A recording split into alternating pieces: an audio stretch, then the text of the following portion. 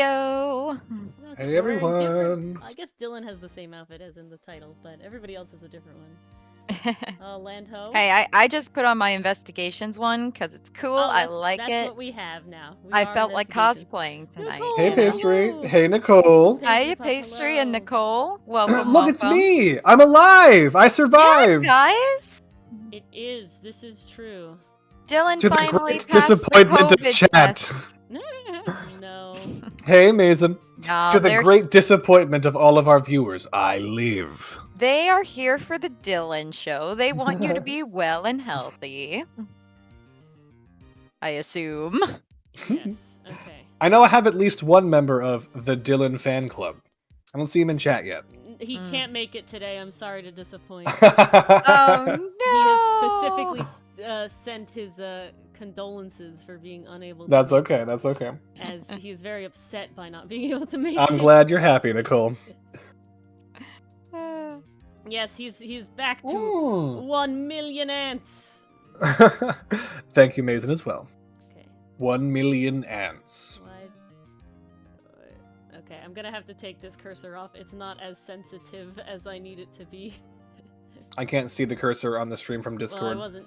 Yeah, it's okay. Edgeworth's hand isn't sensitive? No, not. The point is not directly where the mouse hitbox is, and in the little windows that I'm trying to use it in, it's just not cutting it right now. But, Oh, it'd hello, be fighting Mason. you. I love that you just called it a hitbox. That's awesome. That's basically what it is. What else would you call it? We're I thinking in wouldn't. gamer terms. We're gamers. All right. Clearly. The fact, Mars, you do play Genshin. She's played other games. Wild too. and Don't- Hades. Don't Okay, downplay wait. A bunch her of other things. Hold on. things. Playing Hades totally counts. Thank When you you. say played Breath of the Wild, how did you actually like do She anything in actually it? did it. She I actually beat the it. damn game, dude. Okay, Not me. I'm glad. Ori, on the other super hand, killed Ganondorf. you definitely are a I've gamer. beaten Ori, I've beat Wind Waker and Link Between Worlds. okay, that's more Link than I thought you played. I thought this was like Breath of the Wild, where you like kinda messed around a little bit. Oh, I then you- definitely messed around and got distracted by a crap ton of No. shrines. Hold on. but- Getting I've like technically never distracted, that makes you a gamer. But Ori, Oh, perfect. Ori's like, I gotta like, I don't know, I'm afraid again, and so much so that I won't play the damn game. No, I that's got not you. the She reason. didn't. I was trying to get all the shrines. Oh wait, so you There's, actually like, did like go around and do 800 them? shrines Yo, in yeah, the game. yeah. Well, then I learned Okay. about that, and then I wasn't playing Then- after that. yeah, Not wait, hold because on. of Ganon My understanding specifically, is- I just haven't. You got like really doomer about like, oh, there's just so much to never, do, and then you that was stopped. never the thing. No. I actually Alright, wanted fair to enough. get the DLC, and that's supposed to take place before you fight. Ganon. All right. And Oh then shit, I just forgot never about picked the it back up. DLC. Yeah, but That's different. hello, yeah, no, I wasn't just afraid of Ganon. No, That's And what I I've thought. beaten You're like, Ganon no. before. No, this is In Breath of the new Wild? to me. Not in Breath of the Wild, but I'm saying I've beaten, like I said, Link Between That's- Worlds, Wind alright. Waker. An old enemy. All right. Okay, now that my gamer status is also assured, along with Mars. Hello, everybody. Welcome to what I'm calling Turnabout Tiers. Turnabout Tier List. It's not a tier list. Yes. at all. Turnabout tears indeed. This game makes us cry a lot. Indeed. But basically, you guys really wanted us to sort of rate our favorite. People have been asking, what's your favorite tournament? What's your whole thing? And I think the easiest way to do that is with a point scoring system. Yes. Let's get into it. We have a bunch of things here in scoring. So yes, this is not an actual tier list. Alliteration just sounds nice, okay? There wasn't a better word.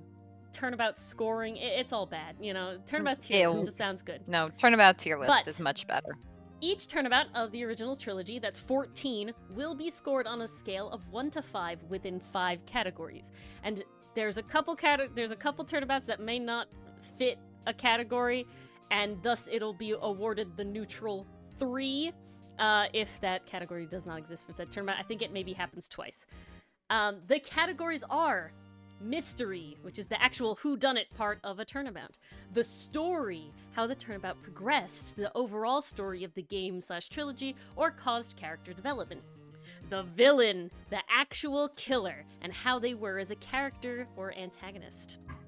the characters in general. This is all the side characters that were introduced in the Turnabout. I also added some of the reoccurring side characters that you don't necessarily expect. So, like, I don't count Maya and Pearl every time, but, like, if Larry comes back, I count him. If Lotta comes back, I count him. They're part of this. And lastly, mechanics. How the actual game mechanics are. So, you know, a lot of Turnabouts introduce some new mechanics, introduce some different things, and sort of how we feel about those. And that's the big one that some Turnabouts might not have something for. Yeah. Yeah, very scientific. Missive Come, my favorite. Oh, God. Hello, Zilla. Miss Vickham. All right. But, there's a couple timing things because, like I said, there's 14 Turnabouts. There's 5 things. It's we do have a lot. penchant to ramble on. So you might have seen it originally. I have a little timer here that has 2 minutes on it. If it would load. There it is. Basically, I will read an overview of the 5 categories for each of those Turnabouts. Then there'll be a little bit of time for you guys to add any information in chat because It's already counting down. buffs. Stop the clock. Stop You are the all count. buffs of Ace Attorney. So, you know, if there's something you feel important to add or something I got incorrect in my recollection, that will be your time. In the And then- future, when you watch this video, Aragorn, I know you're not a buff, but you also get to be part of the club. So flex as if you were. You've been a part of all of these Turnabouts at this point, so, you know. Ah, it's a buff. true. Zach, But, and then Mars, Dylan, and I will each have 2 minutes to discuss our reasoning and give our scores for the categories. So that I will have 2 minutes to give my scores for all 5 categories and their reasoning. All right, so we are Yes. kind of speeding this through. We can go off on tangents, but I don't want to, like, I know with the very first Smasher Pass, Mars and I said a lot of the same things, so I'm trying to cut down on that, mostly for I feel Ori like this future time editing. it won't be too bad because this is about mysteries and gameplay, and we'll be Ori and I okay. can actually But- have opinions on that. But I already we forgot want to ramble on. What the S stands for. Uh, Can you go back to the previous slide? Mystery, story, villain, characters, mechanics. There you go. It will say it on every Oh, single so one. I can't You'll see I can't it. take a picture. Oh, No, okay, no, cool. It'll say it on Okay. every single one. Let me just Okay. open something here. We want some little notes for me to take the notes down for. Hey, Alrighty. this isn't an open notebook test. You It's had not to a study. test. You have all the information here. So here we go. The first Turnabout. Ooh, AA Oh, 1-1. dear. I know. So, the mystery. We see Frank saw it committing the murder and the murder weapon in the opening scene. Frank was committing a burglary in Cindy's home when she returns home and catches him in the act. He grabs the nearest blunt object, the thinker clock, and knocks her upside the head, killing her. As he leaves, he sees Larry walk towards the apartment and decides to frame him. That is the mystery. What I felt was the story was as the tutorial case, we're introduced to a cast of almost entirely reoccurring characters, and we hint at Phoenix's connection to Larry. They talk about him being friends, but also how Larry helped him down the path of becoming a defense attorney. The villain is Frank Sawit, the actual murderer. The characters we see are, again, our main boys. We got Phoenix, Mia, Winston Payne, the judge, and Larry. And finally, the mechanics. As there's no investigation, we are introduced to the main pressing and presenting mechanics of the trial portion of the game. But we can only present evidence, no profiles. Alrighty. Are we ready to there we go? go. Who's gonna go first, Mars or Dylan? Not me. All right, I guess I'll go then. So Mars, please begin. Wait, doesn't chat have to add? Now, Oh, you're right. Chat we're does have to add. ranking on a Chat- scale of 1 to 5, right? Yes, but hold on, chat does Okay. have to add. Is there anything we missed, chat? I'm getting ahead of myself. But yes, Mars. So with being the worst mystery ever is a 1, being the best mystery ever is a 5, right? And that is where it is. 3 is the average, and yeah, there you go. That's sort of how it'll go. You know, that was an option, Zilla, and he chose poorly. He chose very poorly. I agree. First, I would remove Frank's shoes. Then I would kill the woman. There you go. There you go. But Nicole, yes, you can press. I'm saying you can't present the profiles. Yes, you can press and present evidence, but not profiles.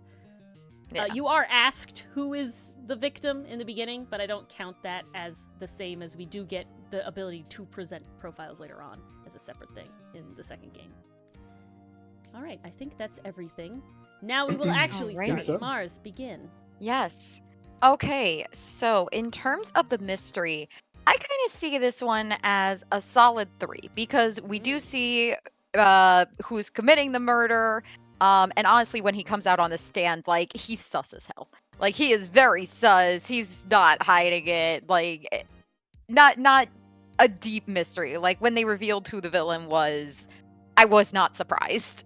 So I'd give it a solid 3. It was a good introductory mystery because all the evidence like connected and there was a flow of thinking, so that was good. I did enjoy that.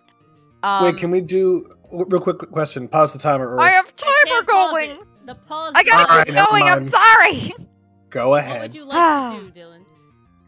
I was wondering if we're all going to do mystery before we go on, or is it we just run Okay, through? We can.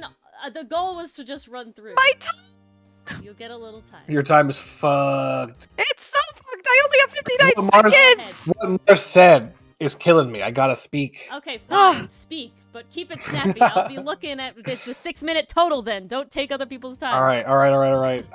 I can wait if you'd like to do it like that. No, it's fine. Go ahead. Don't let it stand. Go. Hurry up.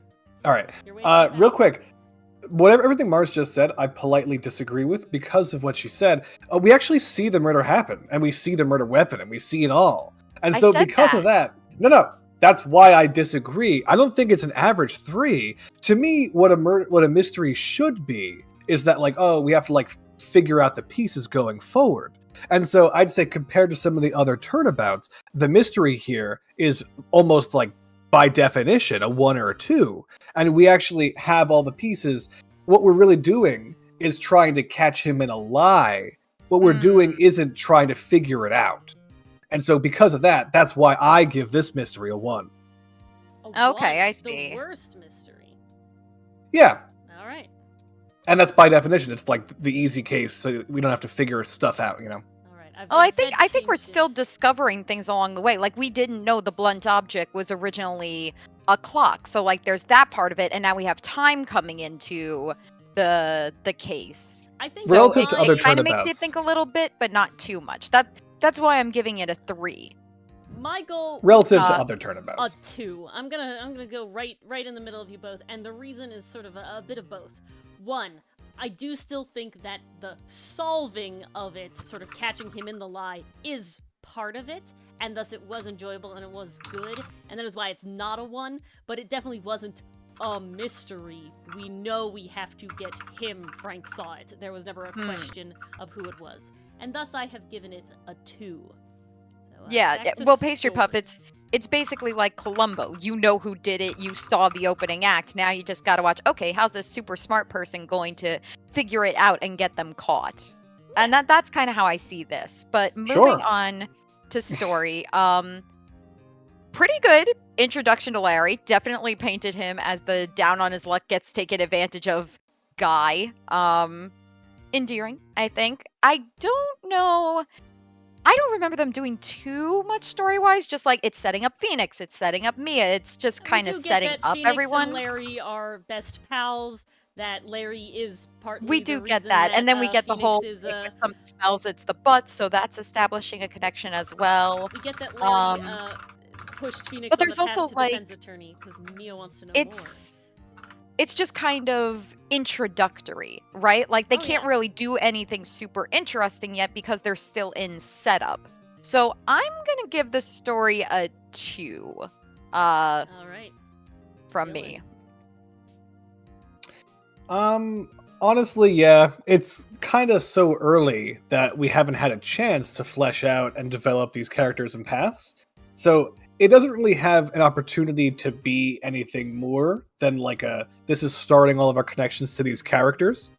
Because of that, I don't fault it for being lower on the story tier list. And mind you, I'm not saying it's a bad case or a bad story, but compared to later entries in these games, it's definitely less of a compelling story relative only to other And- Ace Attorney games. Even compared to later tutorial cases, it's the first game, first trial ever. They just can't do as much. Yeah, I'm happy as well with a 2 in story. I think it does set up the characters that we do meet, gives Mia a little bit of something before, she inevitably dies immediately after. And, we do get an idea of Phoenix, and some sort of questions are stated, right? Like, Phoenix becoming a defense attorney because of Larry, like kind of interesting stuff is set up. That's why it's not a 1, but it is definitely the first case, and that sort of just gives it a little lower scale. All right. It's just one of those things where, in hindsight, it's definitely lower. There you go. The villain. Frank saw it as a villain. Oh, Mr. Saw It. Serviceable, but I gotta be honest, I'm gonna give him a 2. Again, not surprising that it was him, because we literally saw him, and he's got some fun. Yeah. Exactly. Frankly, Frank saw it. Frankly, we saw it. His animations are fun, but aside from that, there's really not much else going on with him. There's no deeper backstory. There's no greater motivation. He's a tutorial villain. He's serviceable. I'm gonna give him a 2 as well. All right, Dylan. I'm trying to think of any other villain, and I'm thinking of all. They're popping up. I really can't think of a more blah villain, more of a bland one. More of a stock JPEG that you just use as the office clip art villain. Yeah. And I'm not saying that Frank saw it wasn't satisfying to have his hairpiece fly across the courtroom. Yeah. Absolutely. Oh, that was memorable. Yeah, that's right. Jono brings up a good point. Thanos is a much more bland stock villain. True. But ultimately, yeah, ultimately Frank, I have to give a 1. Because the other games knock this out of the park so much so compared to Frank Saw It. Yeah, I have to agree with 1. The toupee bit is hilarious, but I don't think that bumps him to a 2. Yeah, not compared to other villains in Ace Attorney, mind you. No, yeah. I think he is the blandest. All right, characters. We get basically the main cast here.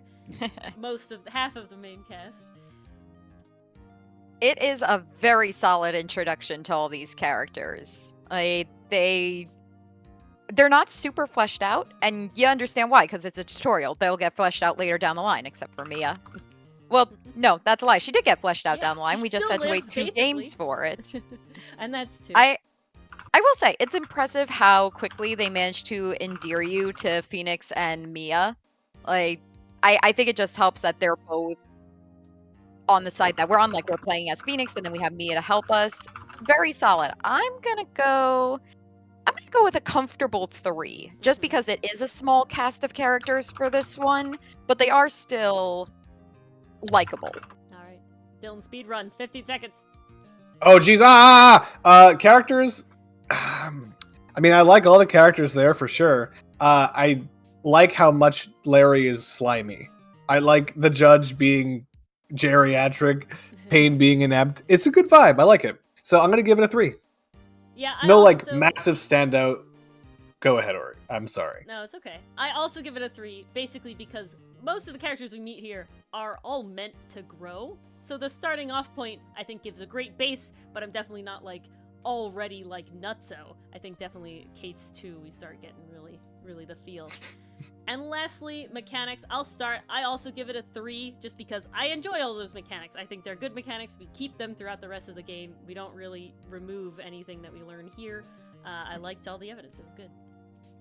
I was about to say, if you didn't enjoy those mechanics, you were going to have a very rough time getting through the series, because they are here to stay. Exactly. They're very solid mechanics, and they work really well for the whole idea of playing as a lawyer, presenting evidence, that's what you do, and it works great. Solid 3. 3. In terms of a video game, not in real life. For mechanics, it's a solid 3. We know accuracy is not part of this. Accuracy is not part of this because I couldn't list easily enough. I'm memeing. I know. I'm memeing.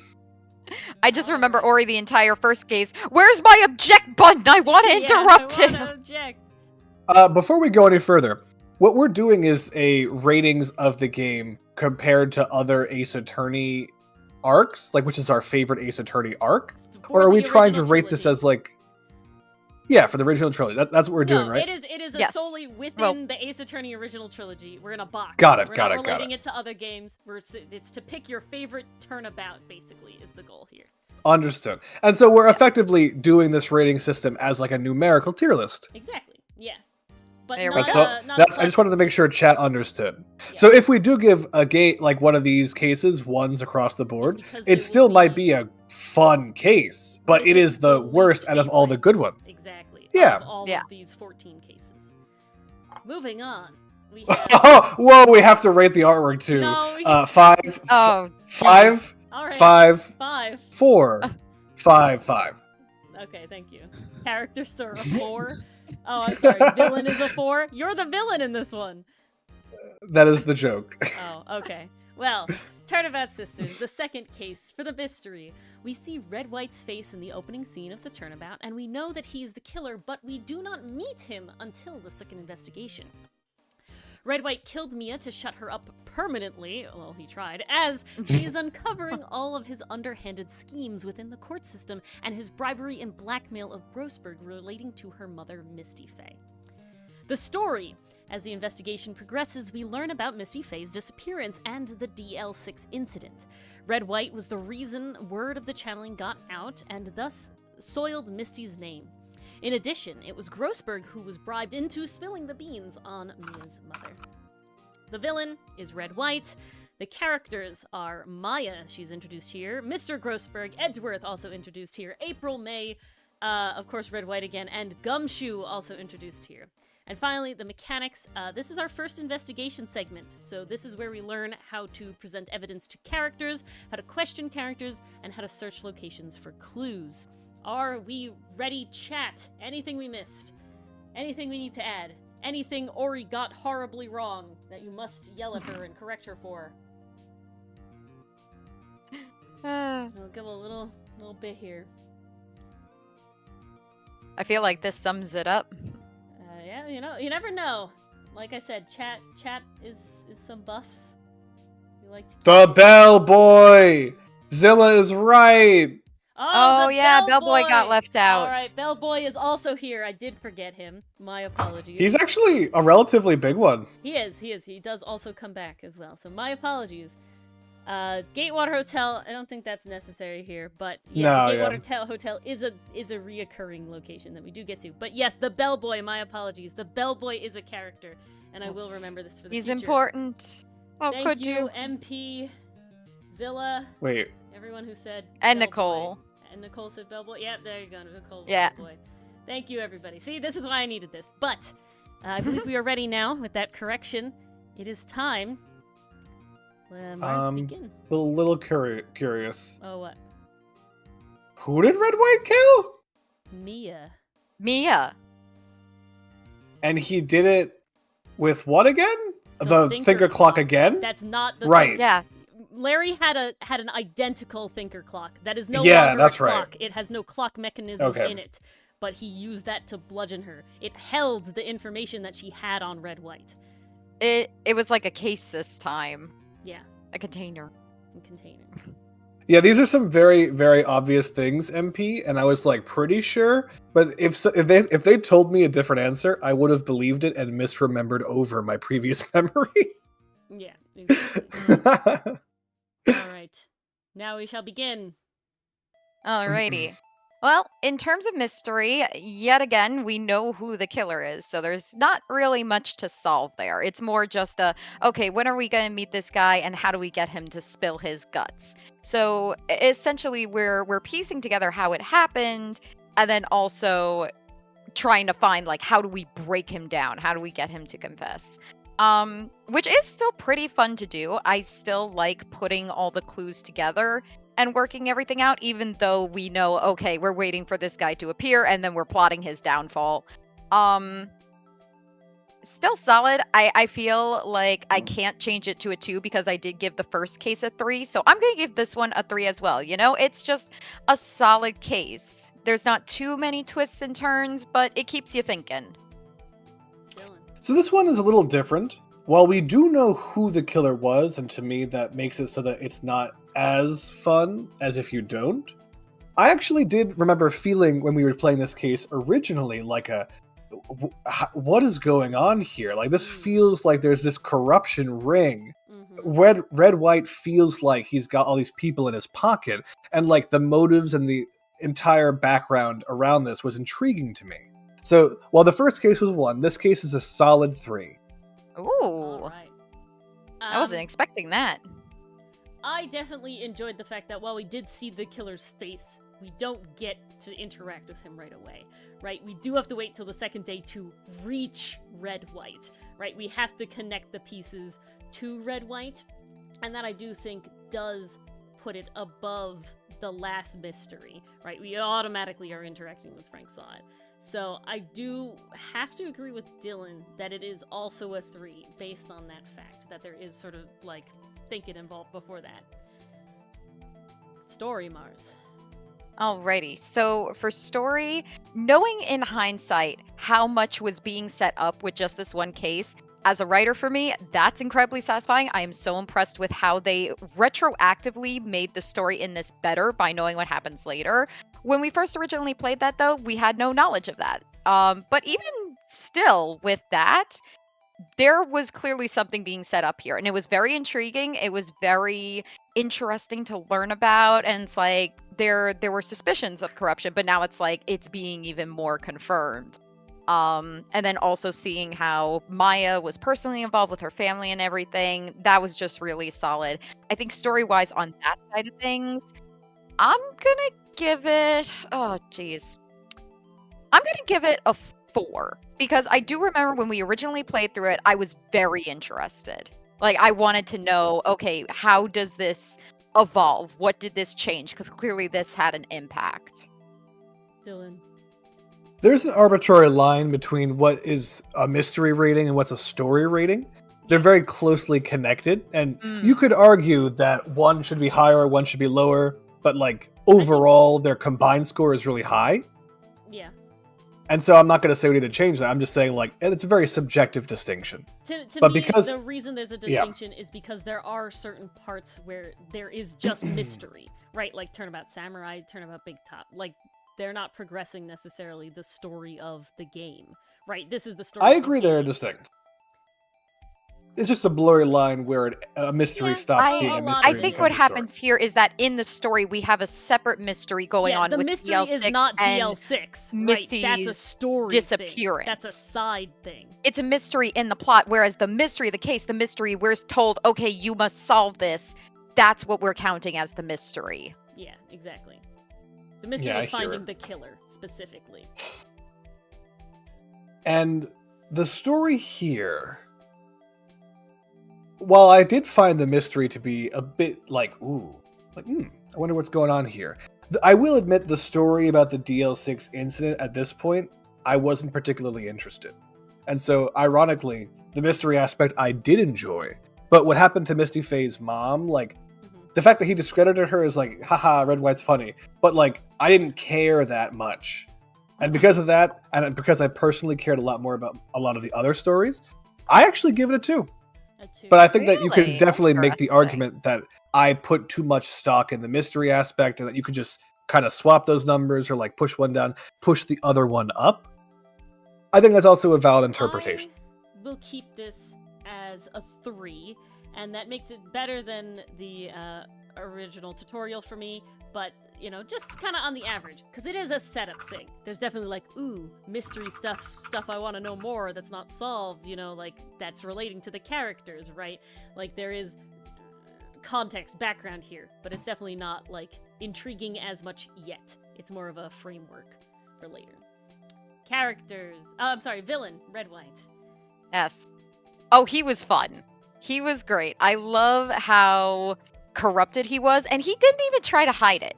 He just played it up, and I definitely think that was helped by Dylan's performance. 100%. Honestly, a lot of it is helped by Dylan's performance. My egotism thanks you. Yeah, you're very welcome, Dylan's egotism. But egotism or egoism? Anyway. Both. Well, there we go. I think he's a very fun villain, and it's very fun to watch him like slowly break apart on the stand. The animations on him were good. His office was great. He's got a lot of personality to him. I'm gonna give him a 4. All right, Dylan. God, I had a lot of fun playing as Red White, which obviously is really fun for me. But as a villain, I did enjoy him. I liked how he was the kind of guy to like actually punch you in the stomach, like on screen. And Phoenix just like, the fuck? And he's like, I'll do it again. I don't care what the title of your personage is. Send up the body bag, secretary. Yeah, literally. That was cool. Epic. The only problem I'm having is Ace Attorney is not want for really fun villain. So we're going to get to a point where I'm going to be like, ah, shit, now I have to lower every other villain retroactively, or I have to raise every other villain retroactively, because I forgot about one. Say that the average of Ace Attorney villains is really fun and good, then giving him a 3 would not be out of order. You know what I'm saying? I'm just saying. I know. If the vast majority... Yeah, this is going to be divisive already. Am I allowed to use non-integers? No. Huh? No. I was going to say, like, can I do a 3.75? No. Counting numbers only. Ah! Too complicated. It hurts me. Math too hard. It hurts. Chill. It hurts me so much to only give him a 3. But I think that some of the other villains are so much... I like them more, and 3, it hurts. 3. I'm actually gonna. I can't give anyone a 4. I give him a 4, because he is one of my favorites. He is certainly up there when I talk about like favorite, Ace Attorney villains. He's up there, but I definitely know a few that are the 5s to his 4. And I will say, while his characterization in game is great, I think a vast majority of my enjoyment of him is Dylan's portrayal of him, and I don't think I would like him as much if it wasn't for Dylan's playing. Other characters. Mars. Don't forget the bellboy. Okay. I love you too, yeah. I will not forget the bellboy, but this case is all about Maya. We're introduced to her, and she's one of our companions throughout the entire rest of the game. So, you gotta hope that they did the side character right, and they did the side character right. I'm very happy with Maya's portrayal. I like that. Okay, this is something I really like, and this is probably because I have watched too much anime, but way too often the sidekick, especially when it's a girl, kind of becomes like just the pretty face or just the voice of reason. I love that Maya is so often not the voice of reason. She's just chaos incarnate, and it's great. I love it, but she's also very capable, which we learn later on, or she's trying to become capable, like she's trying to come into her power. Like, I really like that for her. Grossberg, very fun. Honestly, I think Grossberg I like more in later iterations, and here he's kind of like, oh wow, you prick, how dare you. So I don't think too much of him yet, at least this early. Edgeworth, Chef's Kiss, fantastic, great. Gumshoe, fantastic, great. Honestly, these are all solid characters. I'm gonna give it a 4. Dylan? I also give it a 4. It's almost a perfect lineup, and it's just missing a tweak, and it would be a 5. That's it. Lineup. Love 90% of the characters. It's a 4. Lastly, mechanics. So we do get investigation here, but yes, it's pretty standard. And this is kind of the same argument I have for the first case, where it's like, if you don't like these segments, well, you're in trouble. Then you're not going to like Ace Attorney. One thing I really like about this mechanic is as you're searching location for clues, they actually give like dialogue for Phoenix to say, like unique dialogue depending on what he finds. I've played a lot of point and click adventure games growing up, and way too often there's like, you click on some, oh, nothing of interest here, click, oh, nothing of interest here. You don't get that here. Like, you actually get told, okay, here's something clickable. The magnifying glass turns yellow. Oh, you get some unique dialogue and get some personality from the characters. Really like that. Solid mechanics. I'm giving it a 3. Very nice. Dylan. Something happened. The music stopped. Yeah, I noticed that too. I thought the call objection. YouTube asked if okay, no. Watching. Hurry up. We're good. Move. We're good. Okay. Chill. This is asking me for mechanics. I'll give it a 4. I think investigation makes it better than not having it, but I think that there are a lot of additions to our mechanics later on that lower the score for me, ironically. So 4. Interesting. Overall, while, yeah, investigation is a very important part to me, it does make way more fun figuring it out.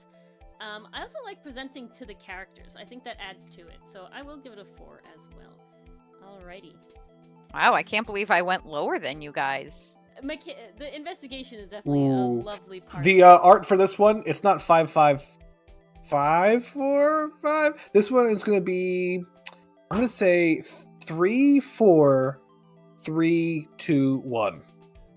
Wow, offended. Alright. But Turnabout Samurai, the third game.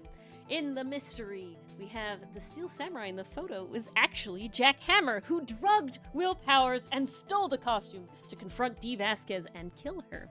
Instead, though, killer her. Instead, Dee pushes him from the Studio 2 stairs in self-defense, impaling him on the spikes of the fence below, just as Manuel before him. She and Sal then drive the body to Studio 1, where they change the costumes and plant the spear as the murder weapon, framing Will Powers. The story. In this one, Edgeworth actually ends up helping Phoenix in the end uncover the truth behind the case in the final trial instead of blindly vying for Will Powers' conviction. This turnabout also introduces the reoccurring theme of the Steel Samurai, which continues to pop up throughout the other two games. The villain is Dee Vasquez and maybe Jack Hammer? Definitely Dee Vasquez. The characters are Penny Nichols, Old Bag, Will Powers, Dee Vasquez, Cody Hackins, and Sal Manila. And lastly, we have the mechanics, which we make choices that affect the game, like the vent, and I've also put pants, question mark. Pants are not a mechanic. I had to bring them up. All right. Okay, so already we're doing better mystery-wise because we actually had something to solve here. Yay! And it was really interesting, too, because the person we thought we were trying to convict ended up not being the person we were going after. Like, we thought, because originally we're trying to prove it's not Will, then we think it's Jack, and then it's Dee, and then it's back to Jack, because he was the instigator of it. That was very cool. I love the twists and turns that were introduced to this. And they do lay out the clues pretty solidly. I love... This is Ori's hill to die on, but I do love that they left the detail of the fence being bent, so it's like, you could put 2 and 2 together. If you saw that, if you have a keen eye, you can think like, oh, was that involved somehow? And I think that's really cool. I like when mysteries actually let you partake in the solving of the mystery. I'm giving it a 4. Some beautiful additions are just the ladder step ladder joke is introduced here, and unnecessary feelings comes out of this turnabout. So, yes, Dylan, the mystery. Okay. Will Powers, no good, very bad day. He was having one. Yeah, he was. I'll say this one is a 4. I did like how we weren't sure who did it. There were like, as every new character was added, we like really had to evaluate like, did this guy or this girl do it? How do we know? What are their motives? Like, we actually had a joke where it was Cody Hackins for a bit. Yes, and that does to me add a lot to the mystery when we don't know who did it. And if we also have to figure out their motives as well, which in this case, yeah, we had to figure out the motives too, that to me is a much more satisfying mystery. So 4. I am also going to put it as a 4. It is one of my favorite mysteries, but I do know one that I do put higher than it, so I can't make it a 5. And yeah, basically, I love the detail of the fence, that it was a thing the whole time. You can also argue with that with like the bones and etc. And yeah, that you learn who it is eventually, that it could be a lot of different things. All right, story, Mars. Okay, so story-wise, I love all the points named here. I like that Edgeworth ends up helping us. I like that Gumshoe becomes friendlier to us, and that's really cool to see. But that is a very small part of the story here. Outside of that, not much was happening plot-wise. But I did still enjoy it. So I'll give it my middle ranking. I'm giving it a 3. All right, Dylan.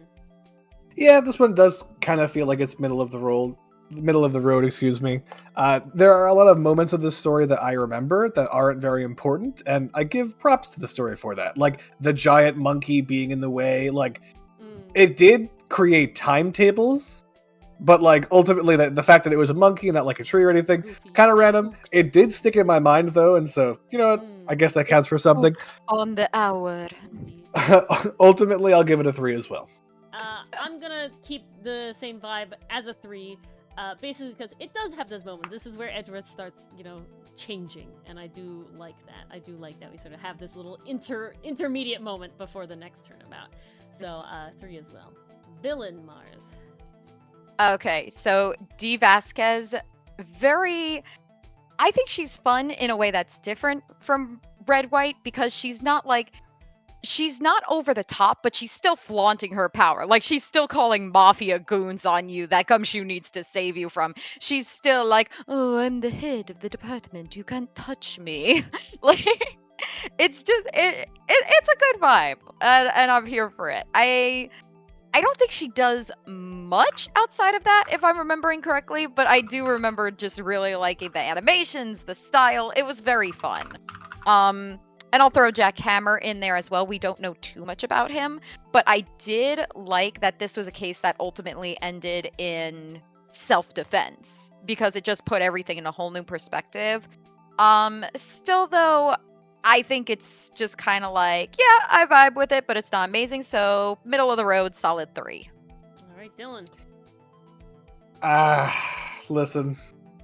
She was worried that she would have been interpreted as doing crime.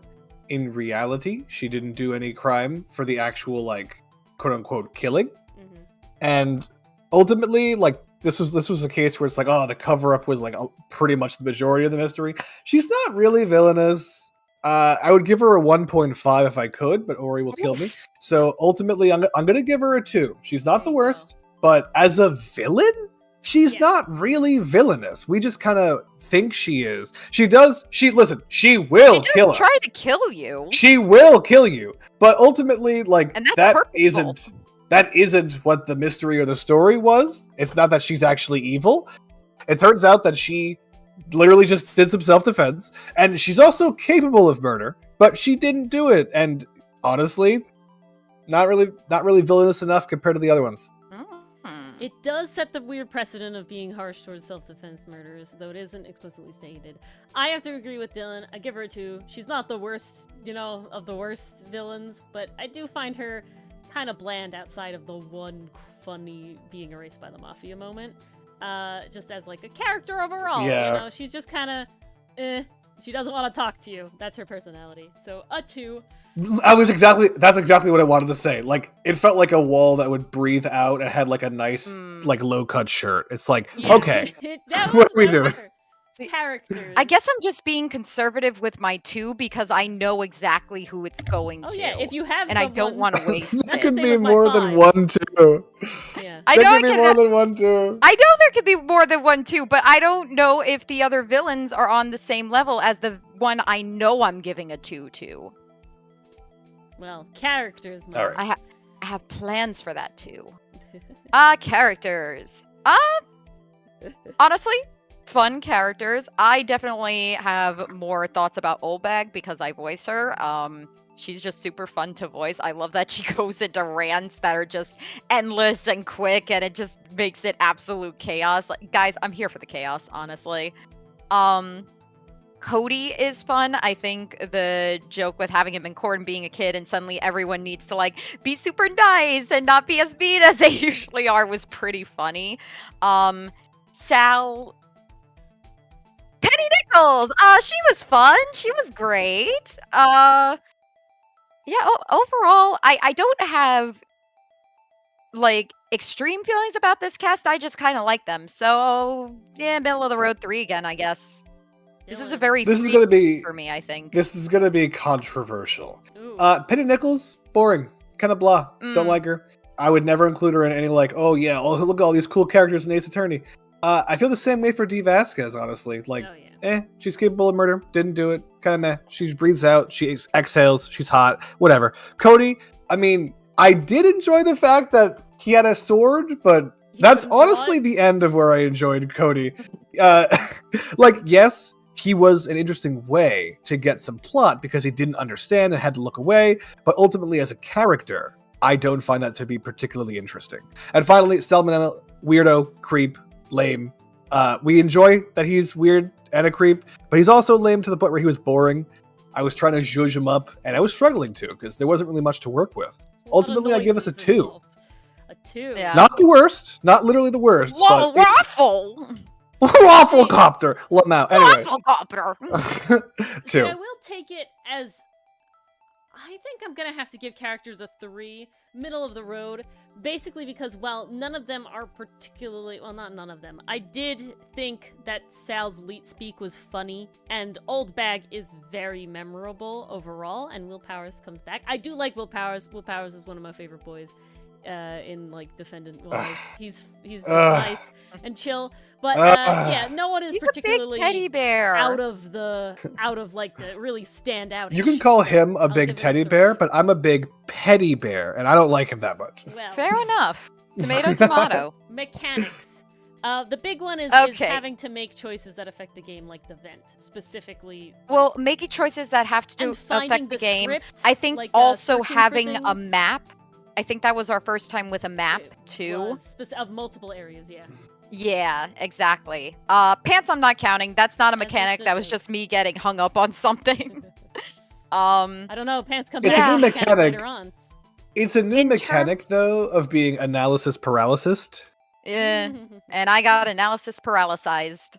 Anywho, eh, I like the idea of having a map, and clearly it does work because Turnabout Big Top and Bridge to Turn, like we had no problem navigating the map. We had no problem with that.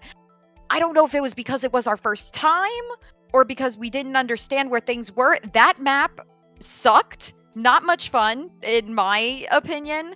I also really didn't like that making choices did affect the progression of time, that we had to uncover the vent. Like, if we have to do that, just let us uncover. Why would you give us the option to leave it on and not progress the game? Now, maybe you could make the argument that people would do that because, oh, we're not ready to progress. We still want to go back to this area. But, like, Ace Attorney has never worked that way where you get, like, soft locked out of a, like, evidence. So I still don't have know to have why it. that's a thing. That drives me crazy.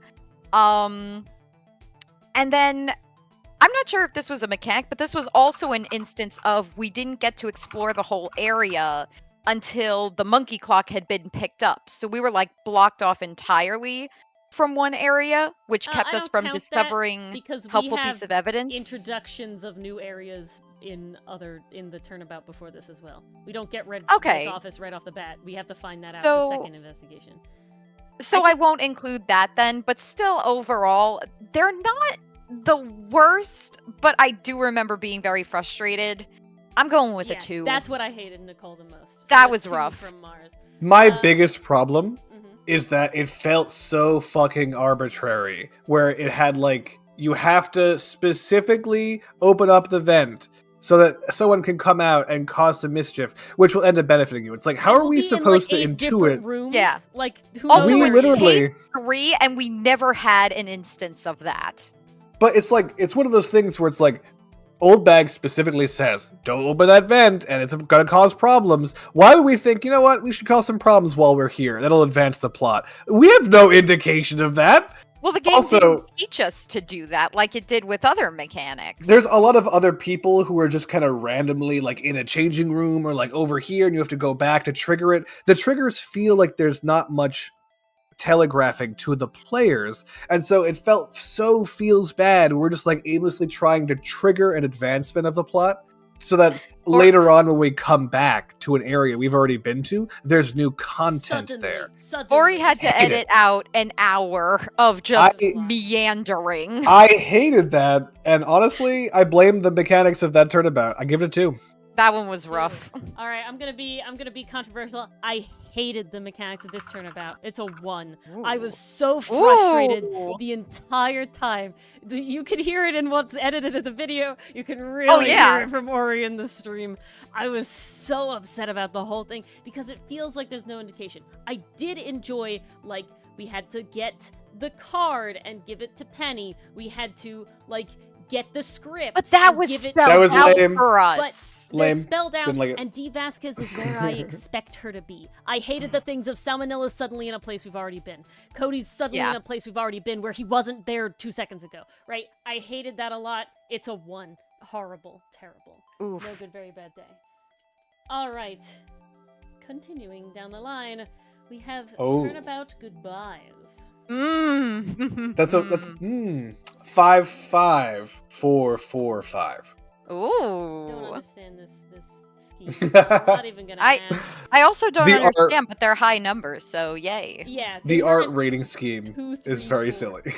Yeah, he's just putting numbers down over vibe. But Yeah, pretty much, Nicole, the gay turnabout. a gay turnabout indeed. So the mystery, Gordy the lake monster, turned out to actually be Larry's steel samurai balloon after he tried blowing it up with an air tank. Robert Hammond, the defense attorney in the DL6 case, was killed by Yanni Yogi at the boathouse earlier in the same night.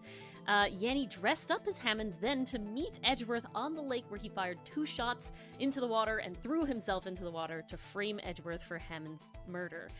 This was all done according to Manfred von Karma's letter to Yanni Yogi. The reason for Yanni Yogi doing this is because in the DL6 incident, Yanni Yogi and Gregory were scuffling little miles through the gun, which misfired and hit von Karma outside the elevator. But Yanni Yogi was, in the end, blamed for Gregory's death and had to plead insanity for, 11 years? A long time. Very long time. All 3 characters passed out before the elevator opened for von Karma, in which he took the gun, it was an act of God, shot Gregory for causing the penalty on his record, and then went on a long vacation to heal from his bullet wound. Story-wise, we learned that Phoenix... Or a quick aside before you continue. Yes.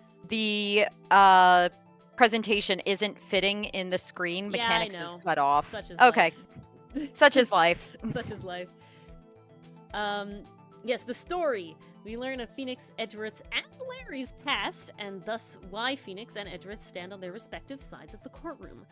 Even when Edgeworth confesses to killing his father, quote-unquote, Phoenix never loses faith in his friend's innocence.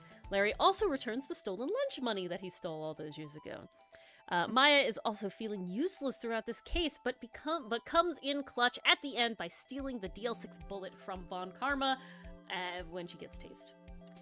Villain is Manfred von Karma. Characters are Lotta, Yanni Yogi, and of course Manfred von Karma. And we have the mechanics are cross-examining a parrot. Whoops. Ah! I fixed it. All right. Mars. Mystery. Alrighty. So, oh god, guys, do I even need to say it? This mystery was so damn good. I love how they broke up the different segments. Like, each day was kind of like a new mystery. Like, first we gotta figure out what Gordy was and what happened there. And it's like, it all connects to the next thing. Like, that's how a mystery is supposed to be. And it was also just very intriguing, too, because we're learning more about DL6. We're learning about what happened to Gregory. I think Yanni being forced to plead insanity all those years ago is very ambitious for a game like this, and I really do applaud them for going that route, because it adds so much intrigue and just puts a new perspective to everything. I also might be a little bit biased because I'm pretty sure I remember solving a couple things with this one and just feeling very proud, but like, that's what a good mystery lets you do. You can solve it by yourself before the answer is revealed. This is a 5. This is an absolute 5 from me. I love this one. Dylan. I, unlike Mars, am perfectly neutral, in no way biased, and completely objective. However, it is also a 5. Yeah, I think that this is a 5. That's how across the powerful this board. case is, guys. This is one of, if not my favorite mystery throughout the whole thing. The layers are fantastic. The reveals are nuts. The little asides about the vacation coming in fucking clutch at the end are like amazing levels of sort of depth and solving to the whole thing. So I loved it. And all there's around. no huge leaps in logic. Like, everything makes sense. You can see how the characters reach the next conclusion. It just feels so natural. The pacing is phenomenal. All right. Story. Mars. Oh man, the story is so damn good. I love that their pasts are being brought into it and why Phoenix and Edgeworth are, prosecutor and defense attorney, why they were motivated to be the way they are, and also like why Edgeworth has turned out the way he has. We just got so much development, so much character growth on both sides, which was absolutely amazing. I also just I'm a sucker for power of friendship, guys. Like Phoenix still being on Edward's side throughout the whole thing. That's just good vibes all around. I love how Larry comes into play as well. He returns the stolen lunch money, but he's also a big part throughout the case. Like he's the whole reading the Gordy incident started, which is really fun. But then you also feel like a real friendship between all three of them. So it feels like they're coming back together, like the gang is back together. Maya feeling useless, I think, is setting her up really well for what happens in the next few games. And like I said earlier, like she's chaos incarnate, but she's also still very capable. And this case definitely showed that for her. This is a 5. This is a 5. It's too good. Dylan. So this is one of the first cases, not the first, but one of the first, where I was so worried from previous turnabouts and their misinterpretation of how the law works that I was worried that was going to be a reoccurring theme. And so I'm like, is this just another one of those, it's self-defense, but like, that's still bad. And they like leaned on that with the whole, he threw a gun while blind and a child. That makes him the murderer. Yeah. And so I'm like, gritting my teeth through a lot of it, but ultimately I still had a really good time and I still liked the way it turned out. I still like the whole elevator induced like inciting incident / reoccurring trauma. So I'll give it a 4. I would also go for a 3.5 in this case, but since I can't, I will round up. Counting number and move on. Story-wise, I really, really enjoy it. I think Larry's in truest form here. I think he this was Larry at his peak. I think it's all downhill here after this for Larry. It really is. It really is. And I also think that we get to see a lot of stuff in the future because of Von Karma's existence in the storyline. Right, he's a big triggering point for the whole thing. We get to understand Edgeworth more. I gotta go with Mars. It's a 5. Mars. Villain. Every single point is just going to start off with a great big sigh for me because Manfred von Karma, freaking iconic. Like he is the face. We have felt his presence throughout this entire game because he is the one who trained Edgeworth. So I like that we both know what to expect from him and also don't know. I like that he's also more ruthless than Edgeworth because this whole time we were like, oh, we thought Edgeworth was bad. Edgeworth was laying traps and doing shady shit, but Manfred is a whole nother level.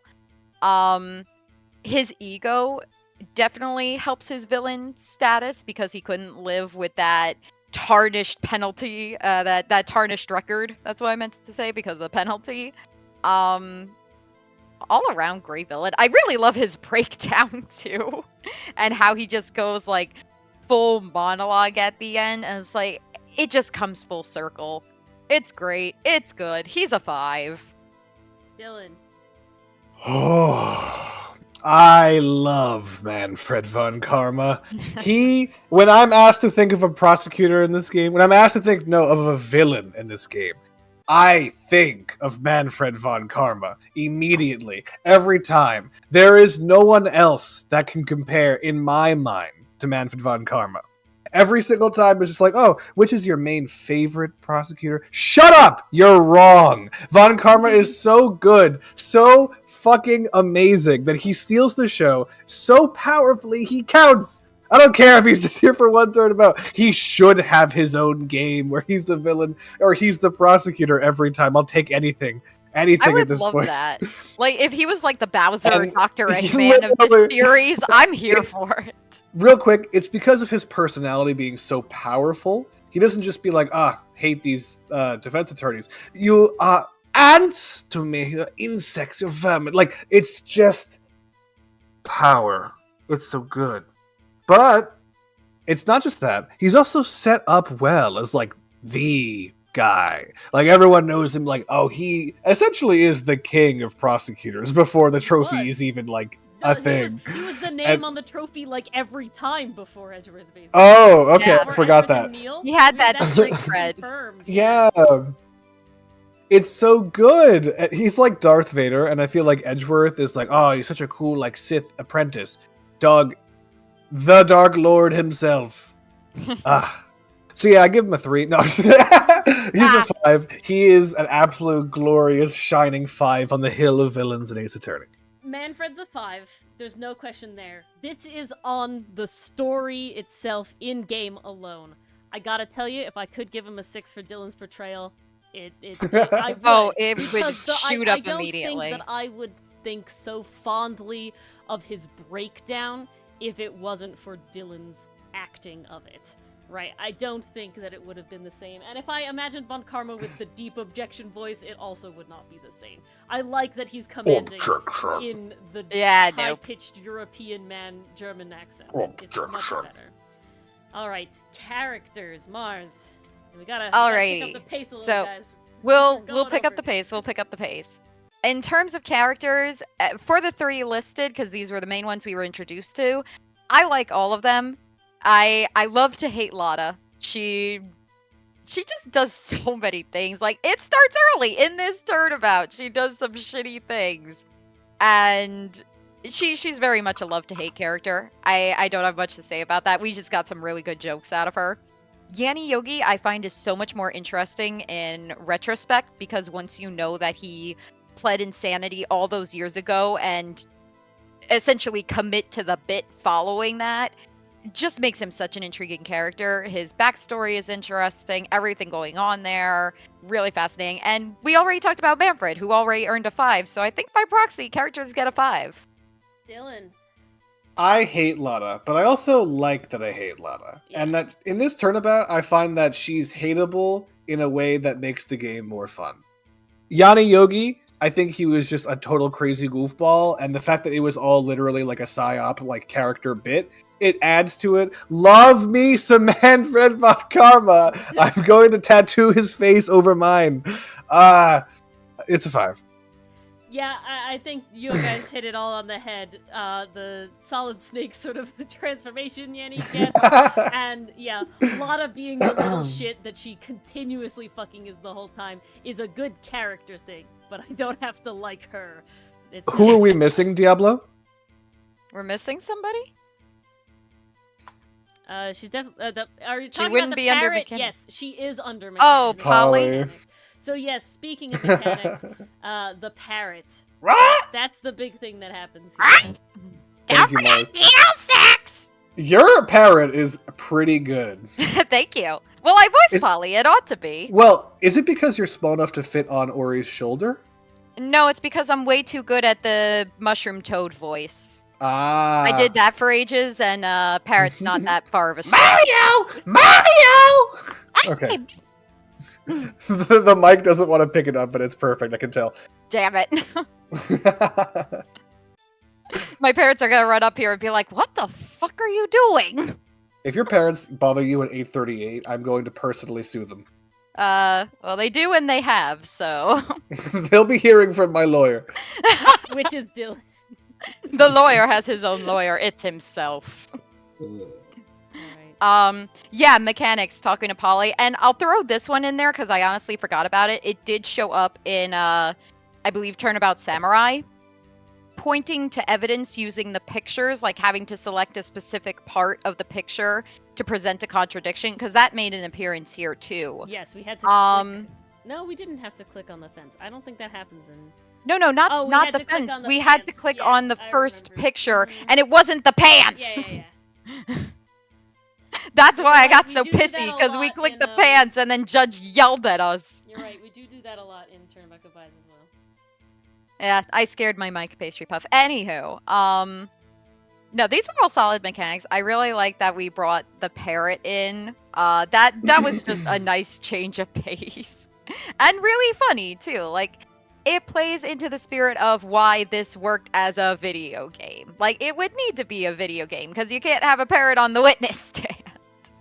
And they took full advantage of the medium that they're working in. I'm giving that a 5. A 5, Dylan. So I don't think that a parrot being able to be cross-examined properly falls under the mechanics section, because technically it's the same mechanics and it's the same exact thing. The parrot is just a character. That being said, I'm not going to fight the hypo, so to speak. Okay. I Well, will we did rate have that. to pick select things to talk to the Points parrot images. about. Yeah, we did Yeah. have to, like, it was To me, I find mentioning the that's- parrot a little more. That part by itself, sure, you could argue it's a mechanic, but since it's just using existing mechanics as just applying it to an NPC, I don't know how different it is. Regardless, I enjoyed it. And so, based on what's labeled there, I don't think a further analysis of whether or not it's a category error is appropriate.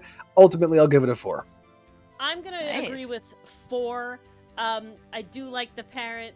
I think it's funny that, you know, that Von Karma prepared the parrot in the end, but that you do have to ask it those questions, right? And you do have to get the right question in the end. It's not like you don't lose health or anything, but you do have to ask the correct question, because the one you want to ask, she was prepped for. So I'll give it a 4. It's, like Dylan said, not super different than, you know, normal mechanics, but it does to me have a bit of a twist. Alrighty. Continuing down the line, we have Rise from the Ashes. And yes, guys, if we Oh, pick up the boy. pace a little bit on our description. No, we all don't need to over pick up the time. pace. I think this is Alright. good. I think Good? it's You're good. having This a is good good? time, Dylan? Okay. I'm having a good time, Dylan. Alright, Yay! Yay! Okay, so Rise 'Cause from I'm the having a good Ashes. time too. Dylan, rate the art. Better than the salmonella one. Not as good as the red white one and the Von Karma one. So I'm gonna give it 4-3-4-3-3. There you go. Great. 4-3-4-3-4. I love the lighting effects here. It's very really different cool. vibe than the rest of the Turnabout covers. It's much brighter, which is fun for the name. But we have the mystery. This Turnabout has 3 mysteries that you have to solve. Marshall! before the credits pass. Yes. Kent! We will Um, get there. It is how Patient. Goodman could be killed in 2 places at once. One was Marshall was dressed as Goodman, not actually killed, and Goodman was killed in the evidence room earlier, then transported to the garage where Lana, quote-unquote, killed him again. But what really happened in Gant and Lana's office with Dark, Emma and Neil. Emma pushed Neil, knocking him out, but then Gant kills Neil by impaling him on the armor spear and arranges it to look like Emma did it. Then Lana arranges it to look like, with Gant to look like Dark did it. And then finally, the actual murder of Goodman himself, which was killed by Gant in the evidence room after mentioning he was going to reopen the SL9 case. The story. This reveals that Edgeworth was unaware that he was ever using forged evidence in his cases, and Edgeworth and Phoenix team up again. Fully this time. And we also get that sort of like, we're not so different, you and I, Spider-Man, with Gant and Edgeworth. The villain is Damon Gant, connected both to Edgeworth and Lana as their superior.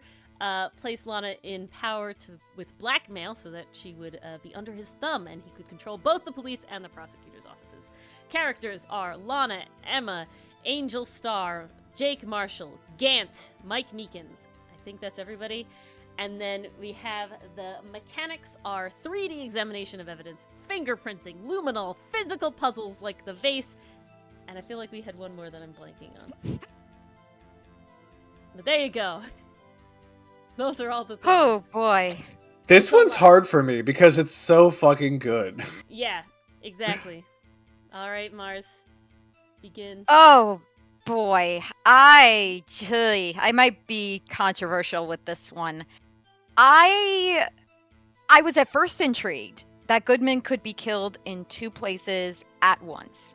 And initially the mystery is, okay, we need to get our client the not guilty verdict. We got to solve that. And we were on the path to doing that. And then we had the whole case where Marshall was dressed as Goodman. He wasn't actually killed. And then we're back to square one Blue again. Badger, I'm sorry, the Blue Badger is also a Oh, we character. forgot the Blue Badger. That's right. He I'm dances so until he upset. drops. How could we forget? Just like us. The Blue Badger. He's Yeah. important. I'm actually a little sad that we didn't have Nicole's art that she made for the Blue Badger here. I'm sorry. I know, Nicole, I just brought it up on stream. It's so good. I love it. I still look at it sometimes just for fun. It's amazing. But oh gosh, I'm so torn with this because as a mystery, it does work. It's a red herring and it's meant to be. Gameplay wise, it's really frustrating to have an entire day of investigating and proving something thrown out the window and go back to square one. I think this is just one of those cases where the story sadly conflicted with the mechanics, but since this isn't the mechanics category, this is the mystery. I still also have to include like the last bit where Gant makes it look like Dark Day. Like, there's so many layers to this. Like there is a lot to chew on here. There is so much going on. I want to say they bit off more than they could chew, and that's just kind of my gut reaction. I gotta go with my gut. I'm gonna give it a. Don't you dare. I'm gonna give it a 3. The video. That was Oh. the other mechanic I remember. The video. I'm gonna Mars. give it a 3. I'm sorry. That's fine. I thought you were going to say it's 2. solid. It's good. I thought you were going to say 2 and I would have fought you. No, because it's still good. The red Okay. herring in the middle, it Yeah. makes sense. And I've seen TV shows do it, and I've seen movies do it. But there's a difference between sitting in a seat and watching and being forced to play through the whole thing and be told, wait, you mean the last 3 hours of our lives didn't advance anything? It did advance the story. But that's a mechanics thing, so I will hold off. I politely disagree. I think it did advance the story because obviously that's part of the plot. But what it didn't advance is us actually pitting the tail on the donkey, so to speak. Well, behind the screens, we were progressing along the timeline bar to getting to the end of the case. You just wished, like, it didn't feel like we were losing progress, even though, of course, we weren't. Yeah. So the feeling, we could totally, that's subjective, can't argue with that. But as for the mystery aspect, subjective. This is the looptiest mystery that I can think of. And I like that about this turnabout. I think that you're always guessing, but ultimately, like, it's a plausible scenario. And I think that Gant framing Emma, I don't think that's, like, metagamey or, like, out of character or, like, weird or contrived. I'm okay with it. And obviously, like, him trying to pressure Lana to then make it look like someone else did it, that also is, like, a totally believable corrupt power dynamic. So I'm going to give the mystery a 5.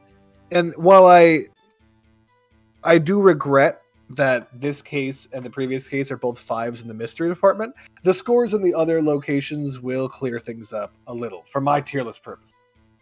Yeah, I'm gonna agree that this is a 5.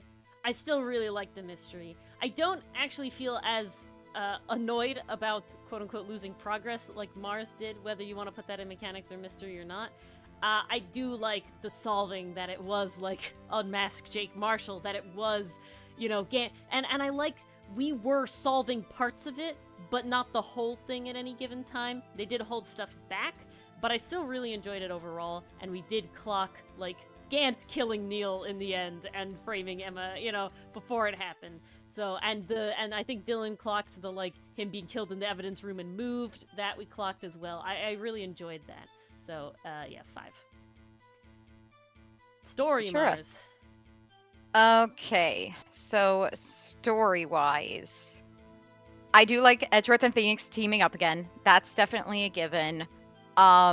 Edgeworth finding out that he was using forged evidence, great character development, adds some layers to him from the first few cases. Like, he didn't know he was using forged evidence. Like, now he has a little extra sympathy after what we saw in the previous case. So, like, it's good. It's good.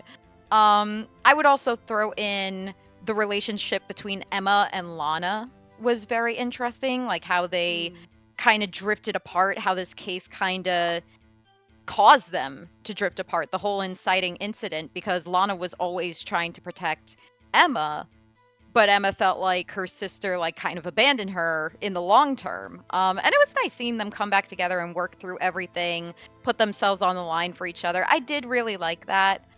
Honestly, all the characters have good stories here. Like Angel Stars is very intriguing. Jake Marshall's is. I did care about him and his brother. I will actually give story a 5 because I did Alright. really care about it. Why does it keep- I 5. don't know. All right. Mars. Dylan. Sorry. Dylan. Story, I liked it. Them teaming up, obviously really fun. But the fact that Edgeworth wasn't aware he was using forged evidence, I liked because, in particular, Gant was the bad guy that we thought Edgeworth was. And we always thought, like, Edgeworth, maybe he's morally bad because he's forging evidence. But if the person actually is guilty, then his thought process can be understandable. And so it's like, it's some level of compelling depending on how bad the guy is. Like, for example, a serial killer like Dark is. But Edgeworth wasn't aware. It develops his story. It also shows that Gant is that kind of guy that we always thought Edgeworth was. I like that element. But I don't think it's as satisfying as some of the previous developments we talked about, especially in the Turnabout Goodbyes with Edgeworth. So I'm going to give it a 4. I would give it a non-integer. I feel like the story tried to catch lightning in a bottle twice, and you just can't do that.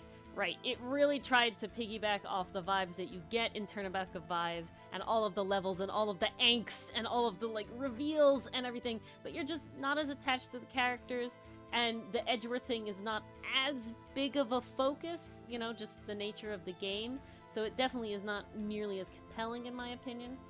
Yeah, a lot of people do have a problem with that sort of, like, quote-unquote retcon, because technically, like, Rise from the Ashes came significantly later from the original games, that Edgeworth never knew.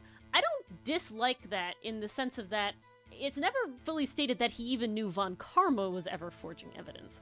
Right, that he was just being ruthless and manipulative, so I don't think that it's a stretch to think that Edgeworth was also just not forging evidence, he was just being fed sort of, falsities and I could see how that would upset people because it does change Edgeworth in yeah. retrospect from somebody who's conniving, planning at first, turning over a new leaf to, oh, you were just a pawn that whole time. Like, you had no idea. I could see why that would upset some people.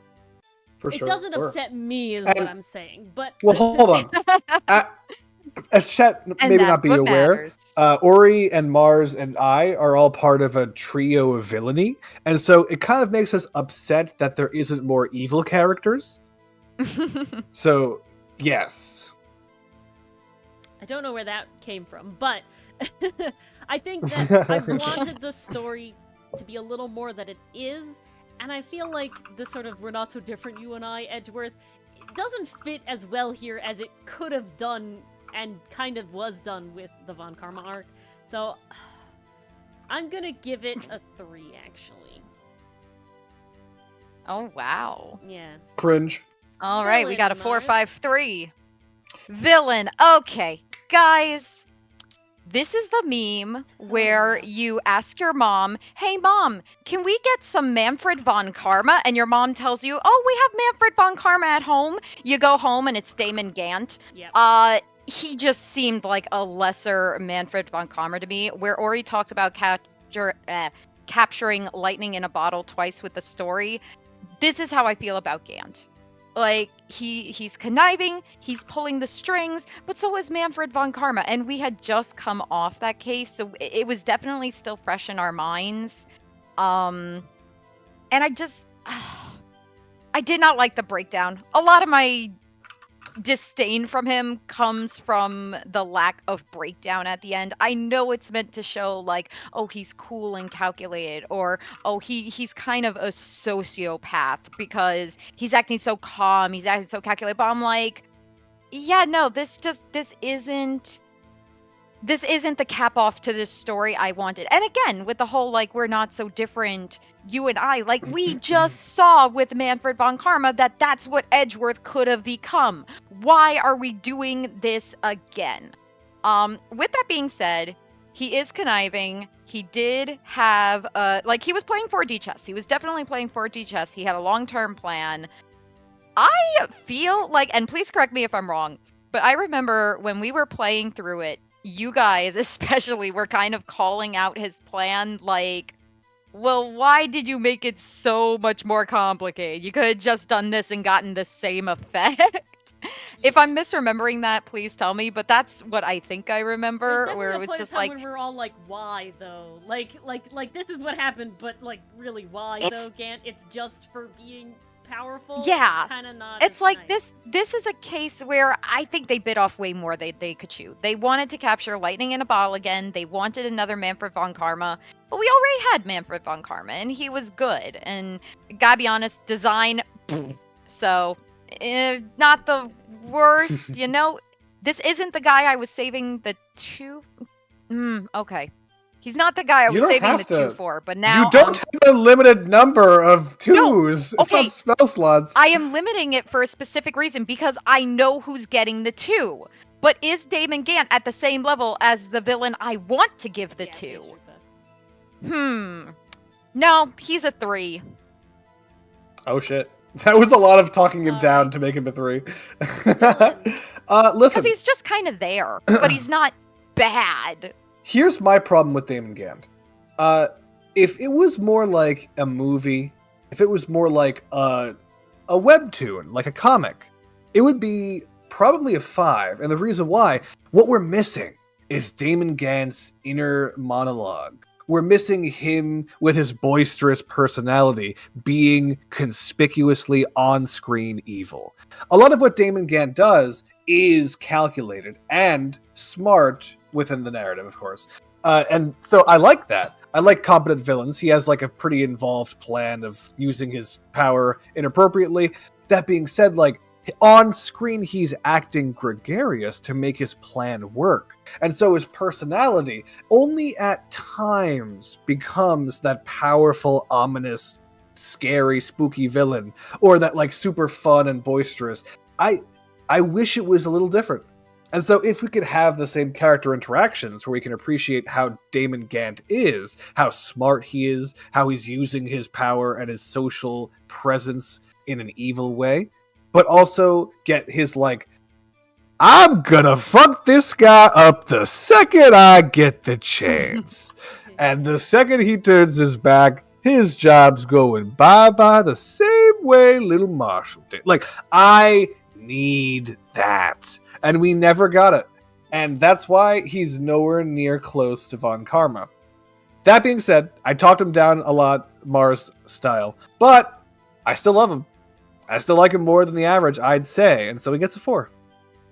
Oh. Alright.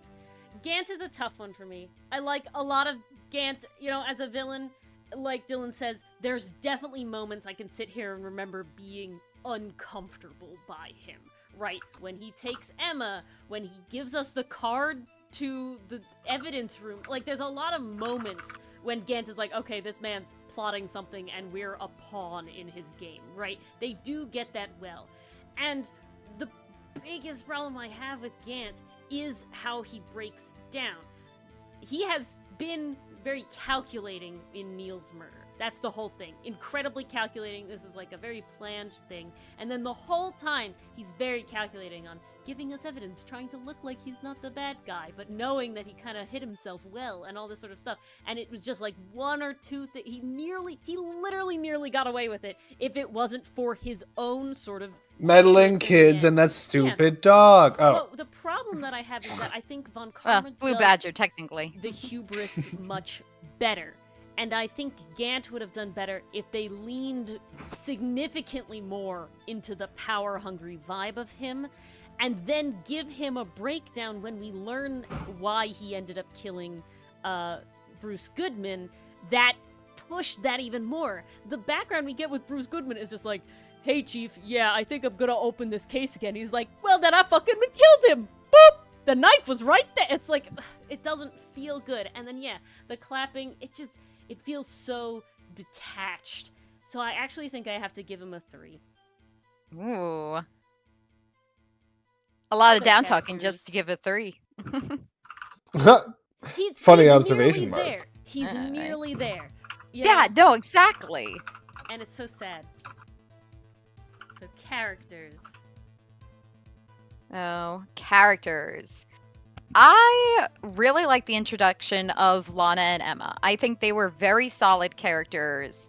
Emma is no Maya, but she's kind of like a Maya 2.0, but not in the way Damon Gant is a Manfred von Karma 2.0. Like, she's still enjoyable. She's got a whole backstory to her. It does kind of feel like they're doing Maya and Mia again, but this time, like, the Mia stand-in is alive.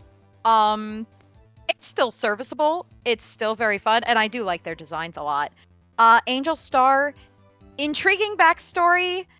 And it's not shade to Ori. It's not shade to Ori at all. But oh my god, Angel had so much She dialogue. talked way too much every She single time. talked It was so a bad. lot, and it was exhausting. Yeah. You So- say that, but the longer she talked, the more we got to look at the wonderful That's sprite only they gave you. her. That only. No, I'm sure Mars No, appreciated it too. I think I did smash Angel. Oh, Fuck we all yeah. smashed- She I just don't know needs if to I not did, talk so actually. much. I think I did, but it's just Lunches away. You're gonna do the women, am I right? bit? Oh no. Moving on. Marshall, he's a fun character. Love him. Which I think Marshall are Ori- you talking about? Oh, Only I'm the talking living about the one, the only alive Jake Marshall. I agree with Ori. I'm pretty sure they looked at a dictionary of just Westernisms and threw them all into his dialogue. It's gimmicky, but it's fun. Gant, we all know my opinions on him. We're not going to do that again. Meekins, I gotta be honest, I fucking love Meekins. He just cracks me up, you know, just having the goofball character who's like struggling. He was basically Maggie before we went Maggie. So I'm here for it. Overall, solid Whoa, characters. whoa! Blue Badger. Oh, Blue Badger. Most amazing character ever, and he was brought to life by our dear and beloved Gumshoe. I mean, how could I not like him? Blue Badger alone is a solid 5. However, he doesn't bring the rest of the list up from being a 3. All right, Dylan. They're all solid, but I don't have too much to say about them. Lana was brooding, and I can respect the hustle, but it was kind of boring to interact with, if I'm being honest. She was too reserved. Her personality was, honestly, like, it was closed off because she was trying to protect Emma, of course, but in terms of actually, like, having her on screen and enjoying it, I can't ever say I really did. Ever. And so, I don't like Lana as a character. Emma, she's fun. She's like a bubbly, almost exactly the same as Maya, but I'm saying I like Maya, so I'll give it to her. A little bit more inquisitive, arguably, a little bit less silly in like the witty way, and more goofy in like the this is just her vibe. It works. I'm gonna say whatever pops into my mind type of vibe. Scientifically speaking, it works. Angel, I mean, she did have her moments where she threatened us, and besides the fact that it was hot, it also was funny for a cop who was, you know, like a detective, had their career ruined by like this corrupt guy. I was kind of here for it. I do admit she did offer us lunches in a way that felt like it was unnecessary, to the point where I was like, just skip this, Ori, please. But she chose the slow reading seductive voice, and I wasn't against it, so there is that. I didn't know what I was getting into, okay? But listen, I think we all know who we'd get into with that voice. But with Marshall, Jake Marshall. love me some Jake Marshall. Obviously, I had fun voicing him. You guys could recognize me from Overwatch as well. My McCree voice acting. Don't act like you're Matt Mercer, okay? I'm just gonna say, I love your voice acting, Dylan, but I don't want to hear it. But there actually isn't a but. Love Marshall. Gant. Love Gant. We kind of established why in the villain aspects and where I like fluff him out a little more, but we all love Gant, even Mars. Meekins, Sure, very let's fun. go with that. The voice, the silliness of Meekins was fun for me playing him, but I also think he's just fun in general. I think the turnabout is added by having him. But the true GOAT even though you might think he's a badger. The true goat of this turnabout and every other is the blue badger himself, the azure abomination, your sleep paralysis demon. We all love him. Sure. The exact problem I'm having is how much does Lana bring it down for me? Ooh. And how much do I want to fault them for literally having a Maya sprite and changing it a little bit to make it Emma? Ultimately, I'll say not as much as you might expect. I'll give this a 3.5. So a 4. All right. No! You said you round up, Dylan. This is your own metric. Pick 3 or 4. For the blue badger, it's a 4. All right.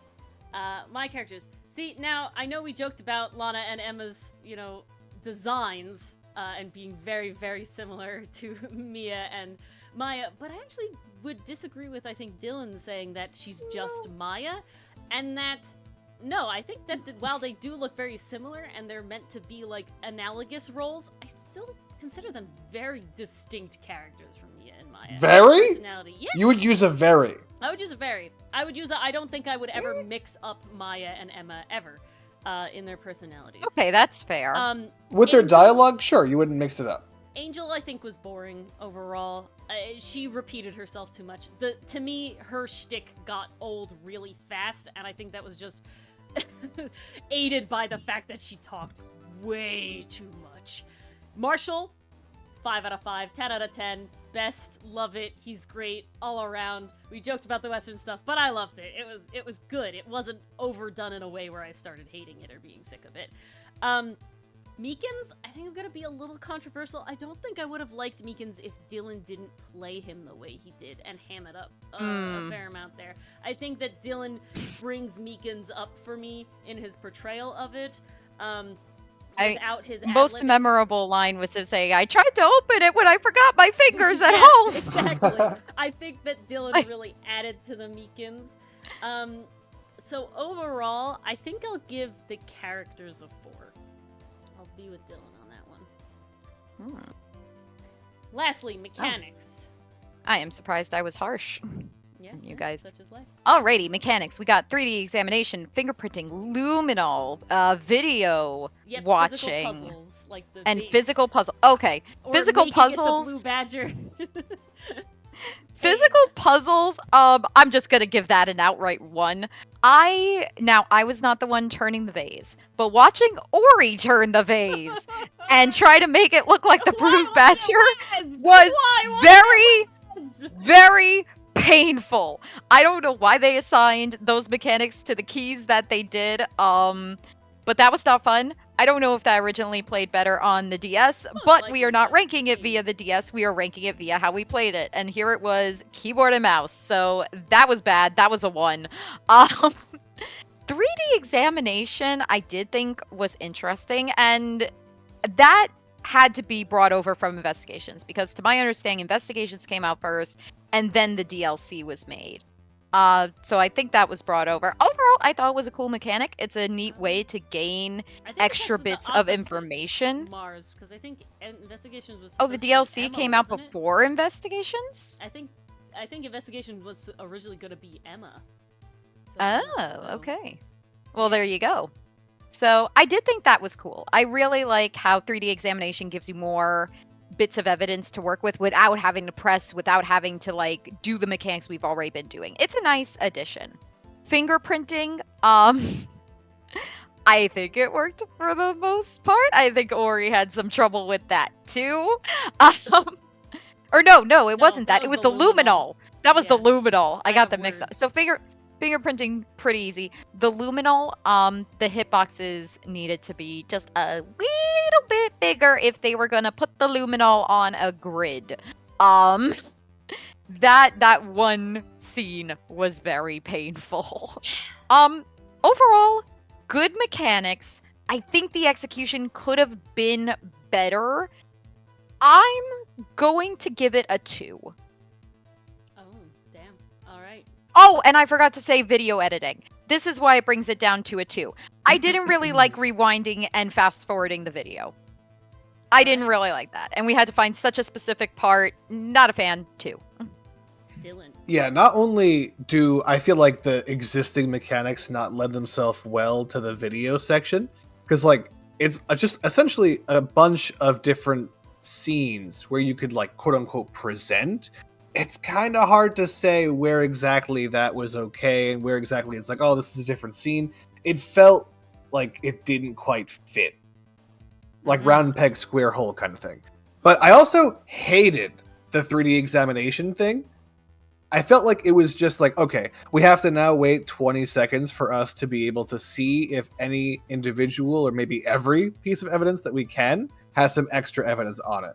Like, I didn't need that. They could have given us the exact same information in a way that didn't require us to do like busy work.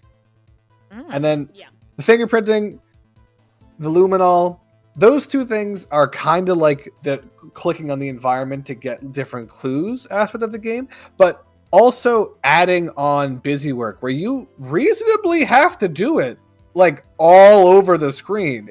Not necessarily everywhere, but a lot more than is necessary to actually play through the story in a satisfying way. It pads the game time in a way that is so not fun to watch. I don't know if it was fun to play. You'll have to ask Ori when she gives her number. This is a solid 1 for me. It's way worse than when these mechanics didn't exist. All right. I'm gonna be a little controversial. No! No. Hold on. Just a little controversial. My sole gripe with the video portion was the fact that after we presented evidence, we had to watch the whole thing again. That sucked. At least when I'm scrubbing through it, I forgot about that. Right? I can scrub. But the fact that it isn't immediately just, boom, there it is, that I have to watch the entire fucking video again from the beginning to the point where it exists, that was horrific and thus really sad. Otherwise, I think the video was actually very fun. And, well, here's the worst thing, is that the video mechanics came out during the part where ultimately we go back to square one by the time that trial is done. So, like, now it's salt in the wound. I think that the physical puzzles definitely very much felt like busy work, right? I think the vase could have been done with just a little pieces and given the same vibe. The fucking making the vase the Blue Badger was too sensitive. I hated that so much. The first time I did it, it was nearly identical, and the game was like, no, too sensitive. Luminol, I like the idea of it. I wish that there was some indicator we could look for to spray with the luminol, and not literally have to click all over the screen and still miss it because the hitbox was really, They should have done what they did with the magnifying glass. Make it change color on an area that's sprayable. That would be cool. That would have been cool. Or just have like there's like a red dot somewhere that I can look for and then reveal more blood, right? Like just something where it is like there's an indication that this is a place you might want to spray, and not just literally click everywhere in order to maybe hit it and somehow still not fucking hit it. Really, really upsetting. Guys, it makes for a great video, not so much a fun gameplay. Yeah, the 3D examination, I feel like everything I actually wanted to 3D examine was never able to be 3D examined, and the parts that were most interesting on the things were not something that I enjoyed either. So I think it was just badly executed. I don't think overall that it was necessarily a bad thing. I think it was poorly executed. Same with the fingerprinting. I don't think that I needed to powder the whole thing. That was busy work. I think being able to click on a handprint, being able to then literally just compare fingerprints, I didn't think the actual lifting of the fingerprint had to be part of the mechanic. And for this reasons, I feel like about 50% of the mechanics are fun as an idea. Badly implemented, it's a 2. Oof. All right. Continuing on. Yes, into the next game. Into the next game. We have the last 44444. Oh, across the board. All right. Well then. Yes, we have. I guess evil Judge Mars was good. Yeah, evil Judge Mars, Dylan and Dylan double. I think he enjoys. But yes, we move on to this one. The mystery Maggie Bird finds Rich's phone and plans to meet him to give it back. Maggie also happens to be hanging out with Dustin Prince, an officer who is in uniform at the time. As Rich is part of a con artist group, with many of said group's numbers on his phone, he panics upon seeing Dustin in uniform, resolving to push him to his death instead of risking being found out. The story... Phoenix actually loses his entire memory of the mechanics in Rise from the Ashes, so he doesn't bring up evidence law in future cases. Fuck! We forgot evidence law! Still bad. It's still a 2. Yeah. That's that's basically really it, I think. Villain is Richard Wellington. Characters... Unironically, that might change my rating of the story from last time, because I totally forgot about that. To me, that's a mechanic, not a story, but... Okay, then a 1. Still have a 1, so it's still good. Lastly, mechanics, we get to present profiles now, which is a new interesting thing. All right, Mars.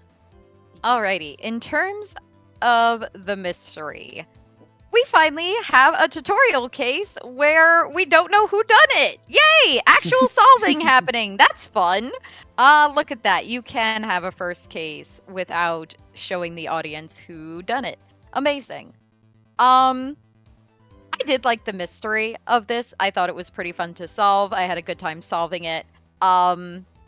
I know we all felt pretty proud when we figured out the baseball thing, that it was for the other hand, the glove.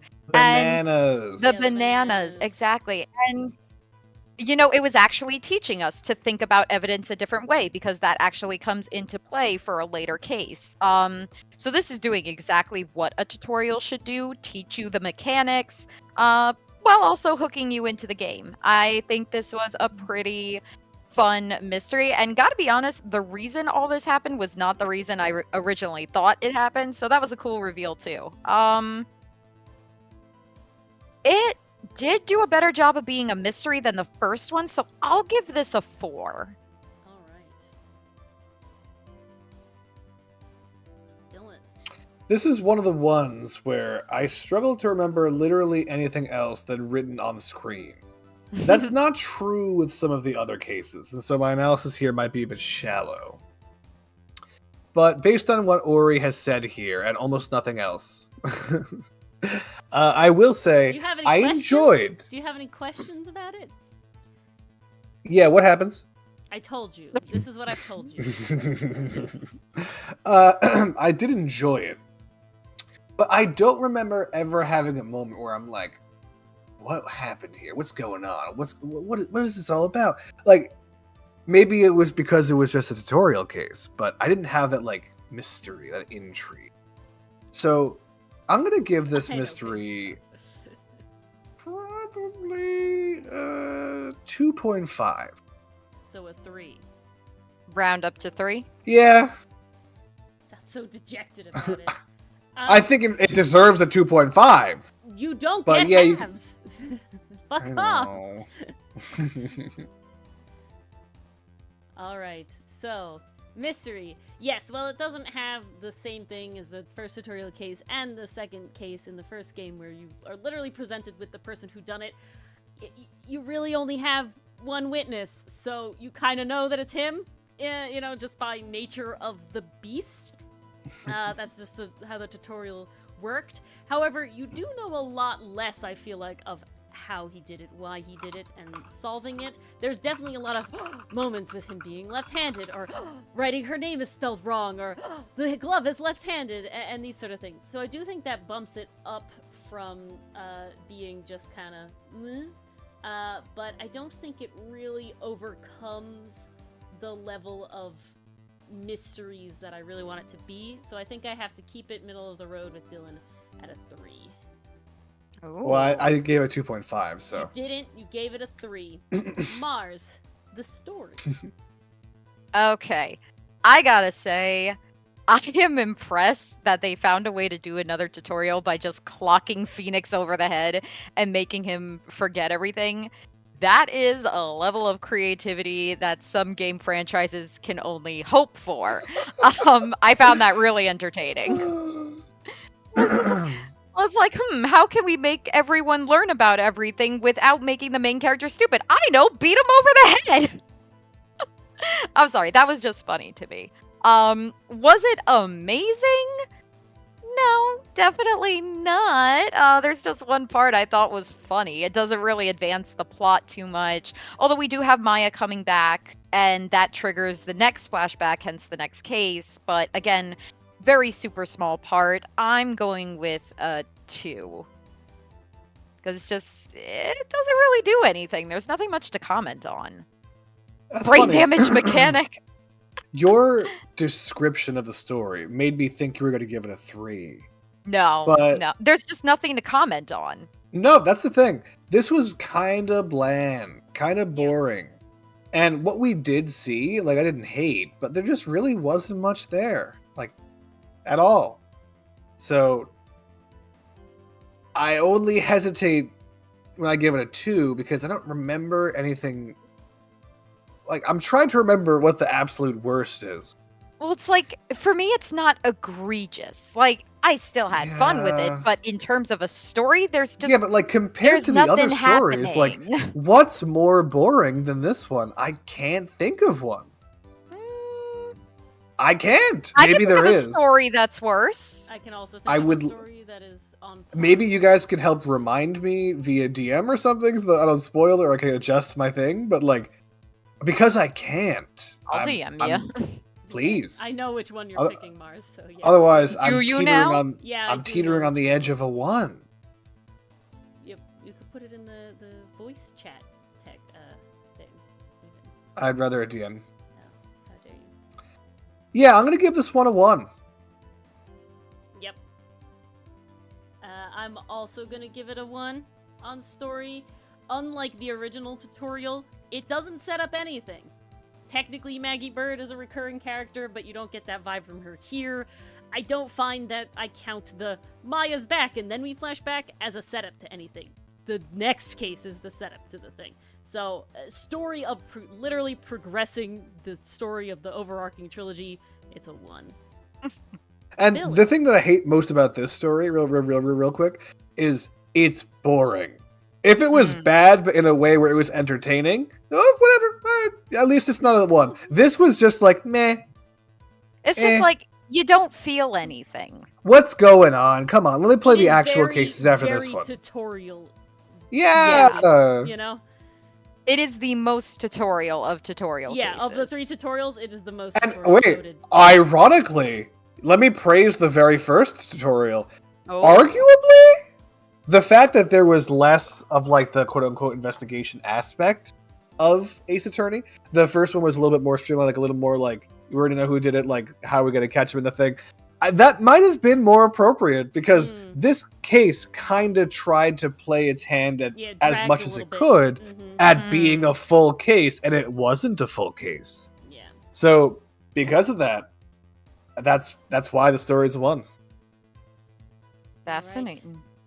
Villain Mars, Richard Wellington. Richard Wellington, a lot of it is attributed to Dylan's portrayal of him. Definitely, like, turned him into a wacky JoJo character. It was fun.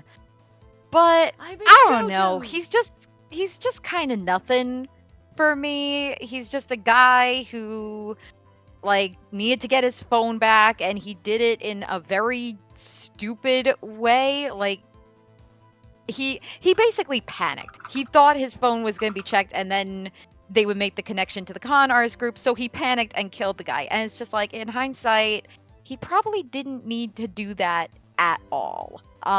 Outside of that blunder and just showing that he's not very experienced, I don't know. He's just kind of a nothing burger for me. Not the worst, but he gets a 2. So wait, before you give him a 2 Mars, didn't you like him in that one episode of JoJo? Which one? There's so many. We're So not rating him Richard in JoJo, Wellington- we're rating him in Ace Attorney. I Dylan. know, I know. Richard Wellington is hot. Yes. Besides that, I thought they could have done so much more with him. I almost felt like his connections to the criminal quote-unquote underworld, if you will, I feel like they didn't do anything at all with that. And Very they tenuous at best. almost did. They were like, oh, that's why he wanted to get the phone back and like all this other shit. And it was a plot point, But to me, it was a big part of how they could have made his character more interesting overall.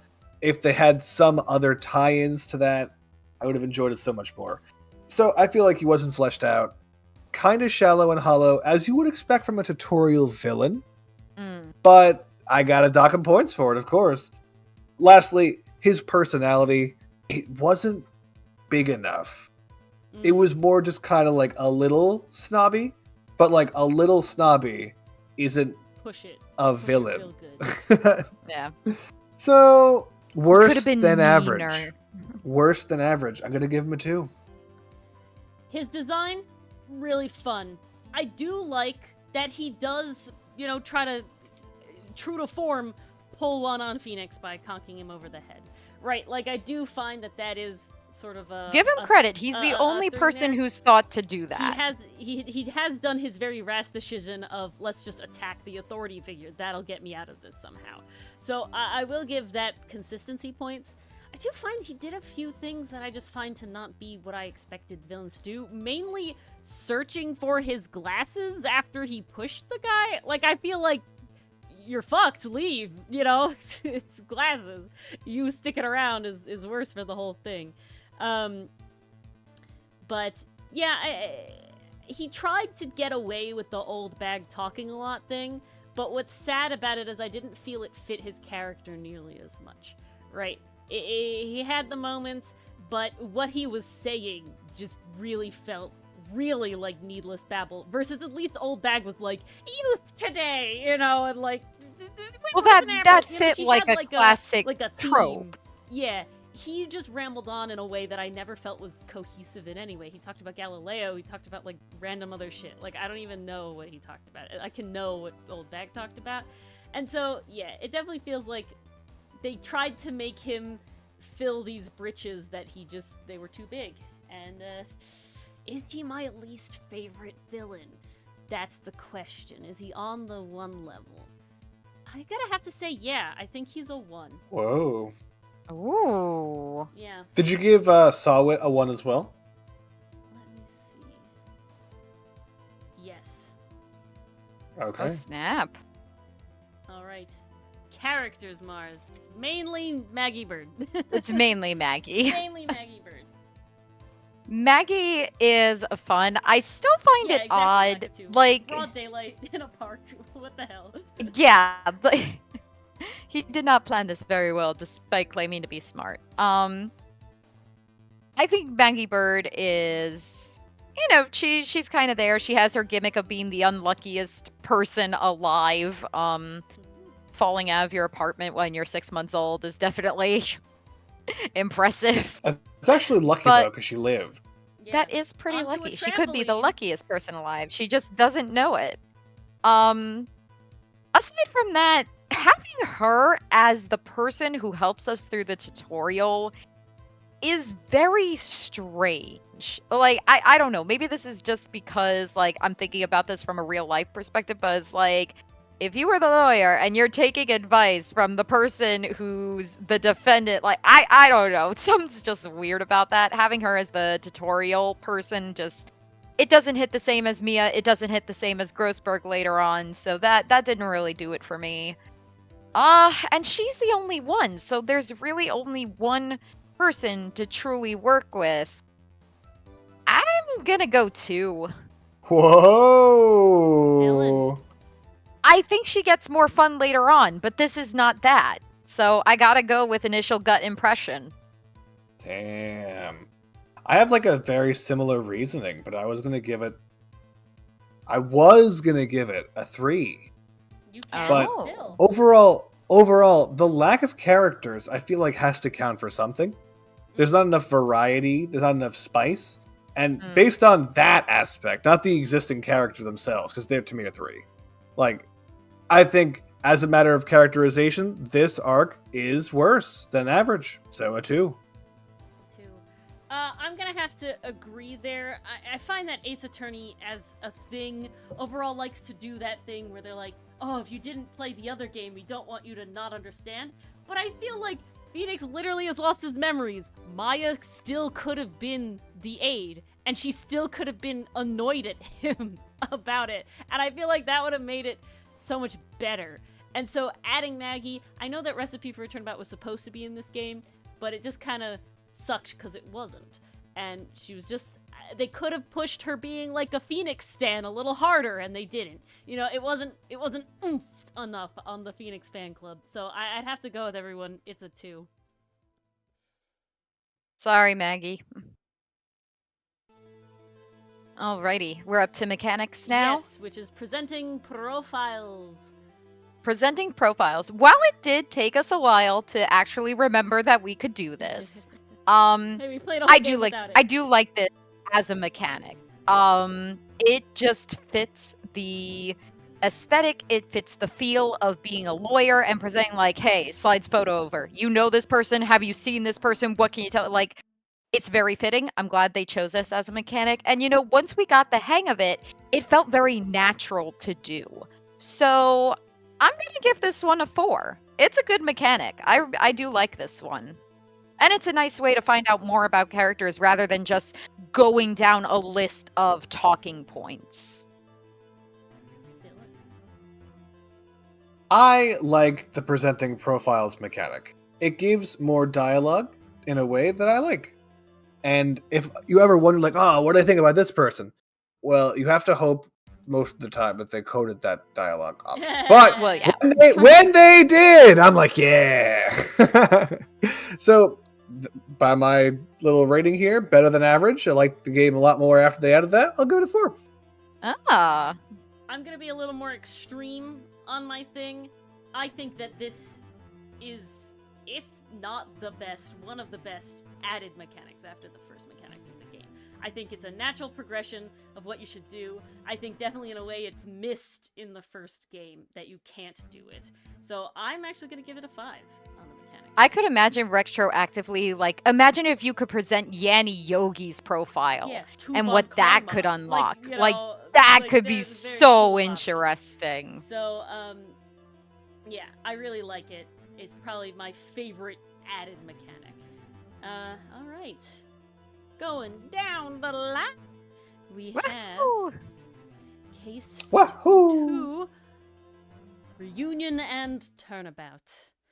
Alright. I agree, Lakitu, but I still love that mechanic, and so I'm okay with it. But I'm not, yeah, this is like the poster child. This is where we introduce that, you know, as a thing. I'm not rating it on every single one that the profile. Lakitu, while it is obvious where you're supposed to present the profiles, I give it a pass because it's a tutorial case. It's teaching you how to use this new mechanic, and that's what a tutorial is supposed to do. A So tutorial? A tutorial, yes, clearly, that's what I meant to say. Yes. Alright. For this one, we have Mimi Miney, a nurse at Dr. Gray's clinic, was accused of medical malpractice, resulting in 14 deaths. Shortly after the investigation started, a car crash involving Mimi and her sister Eni kills Mimi. As the scandal has yet to die down 1 year later, Dr. Gray plans and gets the idea from Eni to channel Mimi's ghost and have her admit that he had no role in hers or the 14 patients' deaths. Instead of getting his confession, however, Dr. Gray is killed by Eni, masquerading as Mimi, being channeled by Maya. This is only possible with the help of Morgan Fay, who wishes to remove the last daughter of the main family and thus position Pearl to inherit the role of Master once Misty is declared dead in a year. It is later revealed that Eni is actually the one who died in the car crash, and Mimi survived, taking on both her sister's face and life to escape the malpractice scandal. The story divulges very much into the Fae's history, explaining branch families and expanding on Misty's disappearance. It also introduces Francisca von Karma. The villain is both Morgan Fay and Eni/Mimi Meanie. We also have Pearl, Lotta, Francisca, Director Hottie, and Dr. Gray. And lastly, we get the Magatama/Psyche Locks as a mechanic. Mars. Alrighty. Mystery. I gotta be honest, I really like this mystery, you guys. It had some really good twists and turns, very hoopty-loopty. And we were pretty much following it the entire way through. I don't think there was a part where we were like, we're completely stuck. We don't know how this happened. Like, we had enough evidence that we could keep coming up with theories and speculations, and that was super fun to do. I really liked the reveal that it was ultimately Mimi who survived and that she had tried to like create a new life for herself. That was just very interesting all around. Um Honestly, yeah, it's just a really solid case, and it's laying the groundwork for some really interesting things later down the line. I'm gonna give this one a 4. 4. All right, Dylan. Oh, we're still going, Kenzie. Don't worry. We still have a lot of games to get through. Yeah, we do. So So all many. right. Listen, I do respect the fact that it's like, oh, Maya is not channeling someone. We just bonked her unconscious and fucking it was someone else. I did like that aspect. What I really didn't like is like it's the wrong sister this whole time, Batman. Face swap. Yeah, please. I didn't enjoy that aspect. So ultimately, while I would give a lot of points for the first part, I'm taking points away for the second part. I'll give it a 3.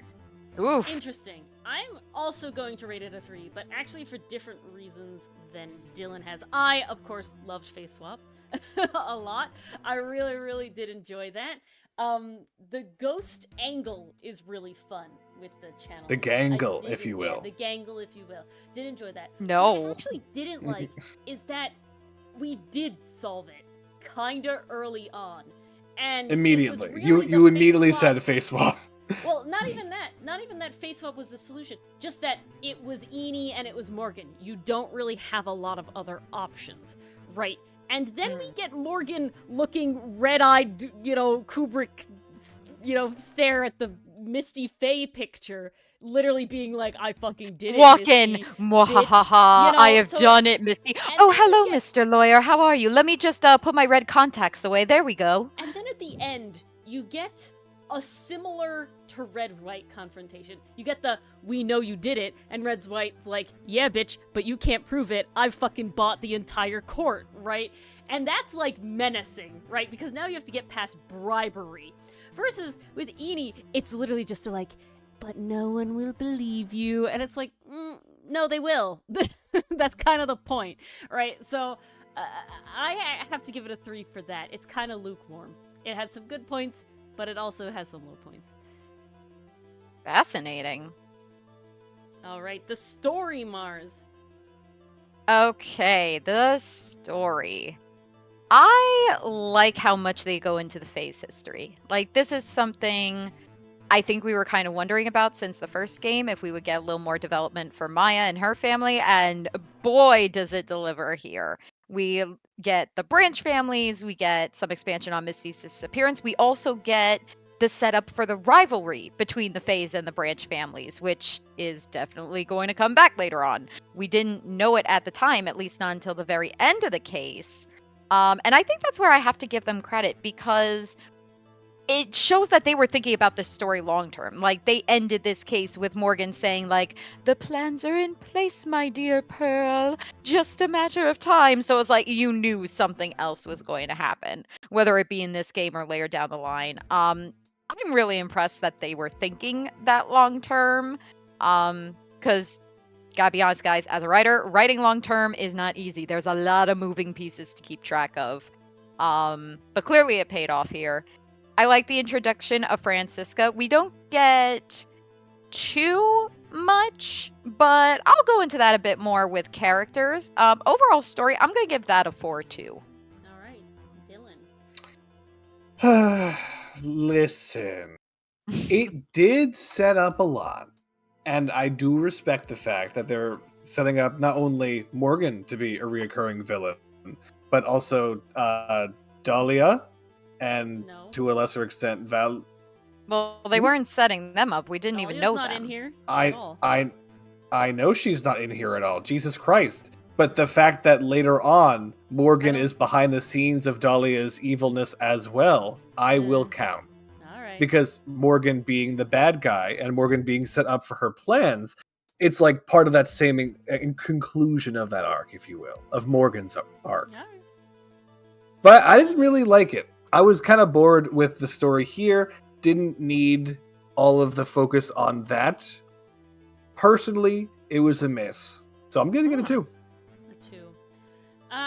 I think I'm gonna give it a 3. I find that it is helpful. It's informative. I don't find it's compelling yet.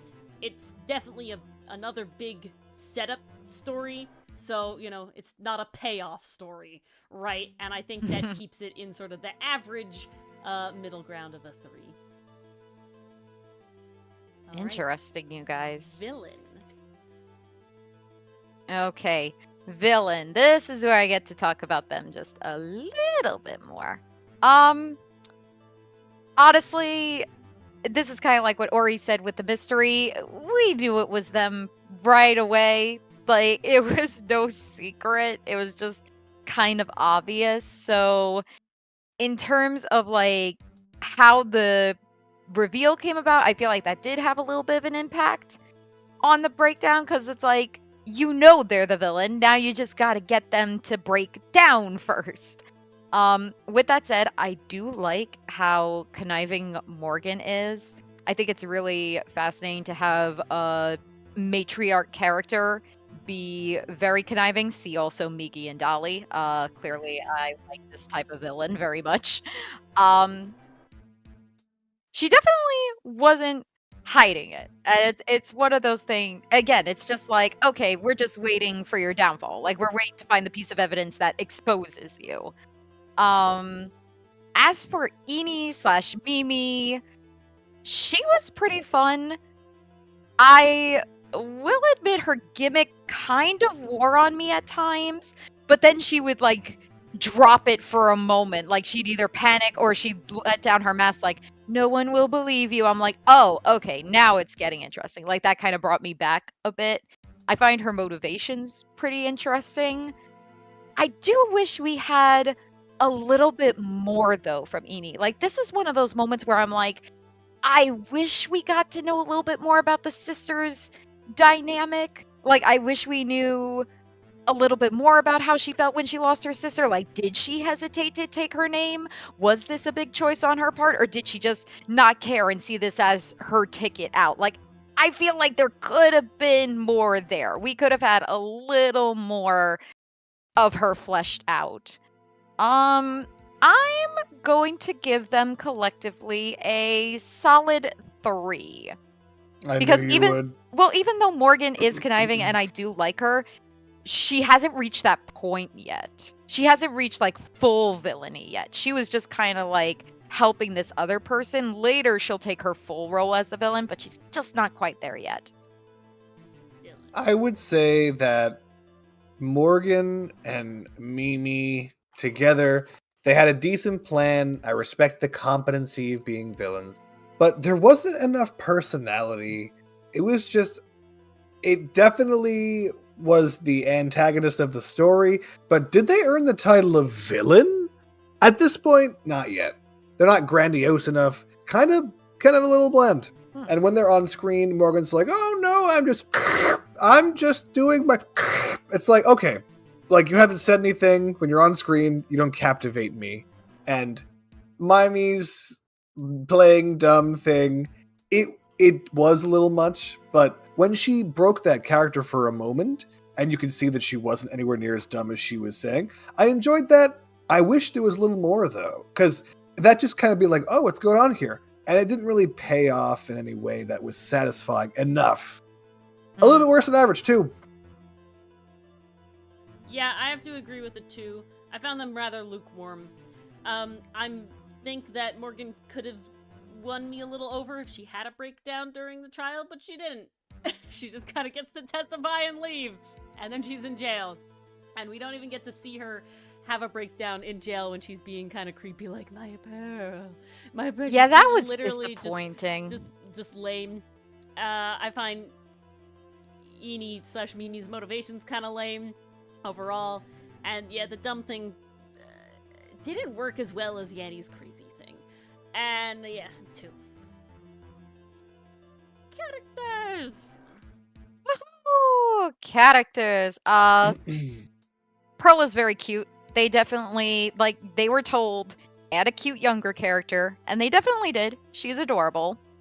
Lotta is back, and I just hated her so much more this time around. And I think it slipped into the I don't love to hate you, I just hate you, Lotta. Because, like, there was that whole forgiveness mechanic. I don't know if I could call that a mechanic. That was more a story beat. But even still, it's just like, oh, yeah, we're going to forgive you for being a horrible person. I thought we needed to do that to progress the story, but then it didn't even matter. So it's like, why would we even have it if it doesn't matter or impact the story in the long run? I don't know. Choice, that was but just I wish kind of odd. that Ace Attorney telegraphed that a little better. That this is a characterization choice and not a Yeah. progression choice. And not event choice. Yeah, exactly. Because I thought it was going to be like it the felt event. like event choice. Yeah, it did. Francisca's introduction. Very cool. I like how she's like, I'm going to get revenge from my father. How dare you, Phoenix Wright?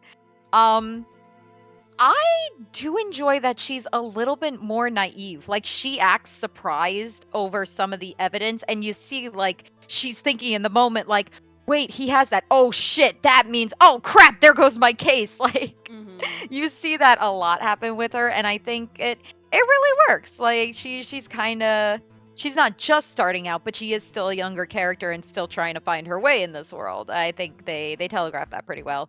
Director Hottie, the less said about him, the better. Didn't like him for obvious reasons. Definitely uncomfortable. Back off. I have a cross. Back off. Be gone. Yeah, not a fan of him. And then Dr. Gray, we don't spend too much time with, but the time we do spend, he's just an asshole. He's just an asshole, and honestly, when he dies, I don't feel sympathy for him. So, oh man, this hurts. Like, looking over the list of characters, I thought it was going to be higher, but I gotta be honest, 3 characters in here I don't like very much. I gotta put it at 2. All right, Dylan. I'm sorry. I wasn't expecting this. Pearl's funny when she's too young to understand basic shit and social dynamics. I enjoy that. Lotta, hater, and this time for real. Yeah. Francisca, I actually, well, I do think she's hot, and I enjoy the whip motif. She honestly is a little not fleshed out in this arc yet, and a little bit more to the point, like a little boring. Her lashing out literally doesn't make up for her not being witty in a way that Von Karma was. So she's mid. Director Hottie, actively horrible. Dr. Gray, kind of bland and got killed before we could see a little more of how much of an asshole he is. So overall, I actually do think it's worse than average. It's a 2. Yeah, I think I have to agree here. Love Pearl. She's great all the time. But yeah, Lotta went from love to hate her because you're meant to hate her to God, why the fuck is she here? I hate this. Please go away and never come back. This is not our friend. I don't want to be your friend. Real digression. Director Hottie, somehow worse than Salmonella. That's a fucking feat. Yeah, Dr. Gray, an asshole that was just kind of bland, too. You know what? No, I'm gonna go lower. 1. I'm gonna be extreme here. Not even Pearl could save it. No, 1 redeeming quality is not worth it. Okay, because I was about to say we still gotta talk mechanics. I know, I flipped it back. Mechanics. Wait, what was the number you gave? A 1. She gave a 1. Damn. That's what I said. I'm being extreme here. I feel like it is the weakest cast of characters, if not one of the weakest. So yeah. It might be, to be honest. Alrighty, mechanics. This is another case where if you don't like this mechanic, you are screwed, because this is what Ace Attorney is gonna be from now on. But overall, I do enjoy this one. I like how you have to find the pieces of evidence to get people to open up. I thought they integrated it pretty well. And you know, just from like a psychological standpoint, it's really interesting. Like, get people to bring their walls down before they open up, or like find that damning piece of evidence that gets them to spill the beans. It's interesting. I thought it was implemented pretty well, tutorial-wise. They do a good job of explaining it. I don't think there's too much confusion surrounding it, and it's not one of those mechanics that requires you to have pinpoint precision with the mouse and keys. Overall, I'm gonna give it a 4. All right, Dylan. I like that we have to get a bunch of evidence to be able to actually prove someone's lying or like make them talk, so to speak. I enjoy that. I hate that it's magic. Why is it magic? Why can't I use logic like Edgeworth Investigations? Because you're not Edgeworth.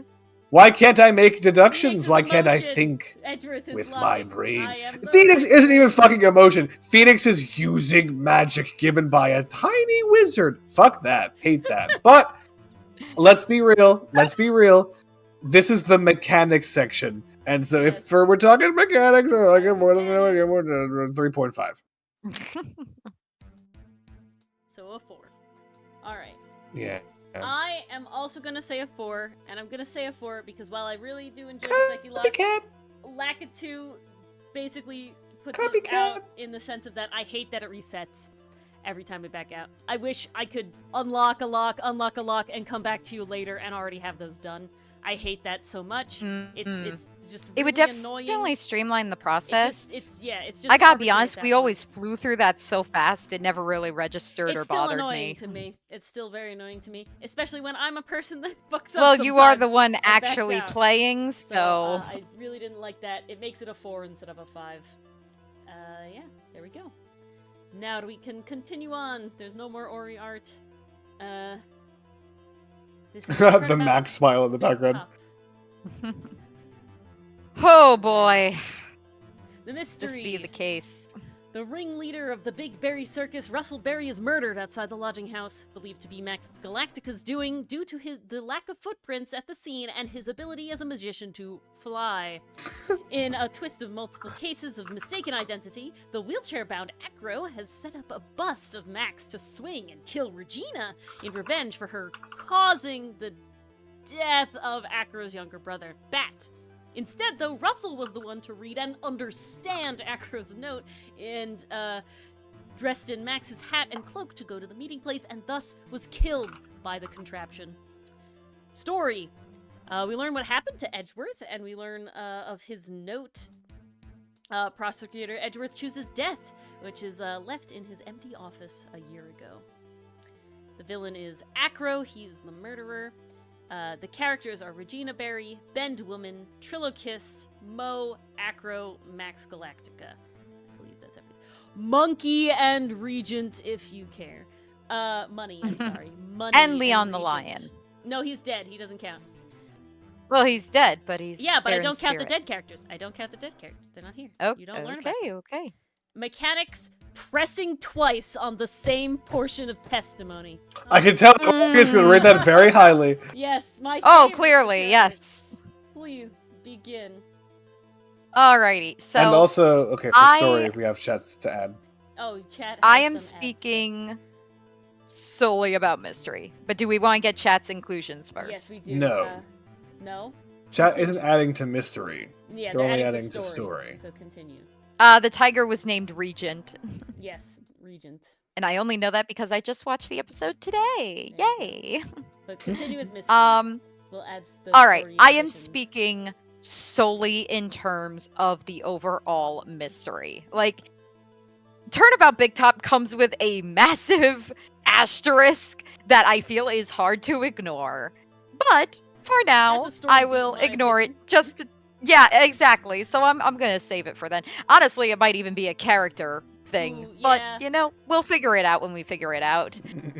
In terms of the mystery, I really liked this one. I thought it was pretty cool seeing how the crime was carried out and that it was an accidental murder. Like, they got the wrong person, and everyone in the circus is, well, sans Regina, clearly.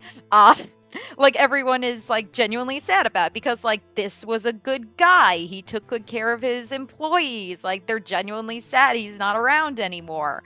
That just added a different layer to this that I don't really think we've truly seen before.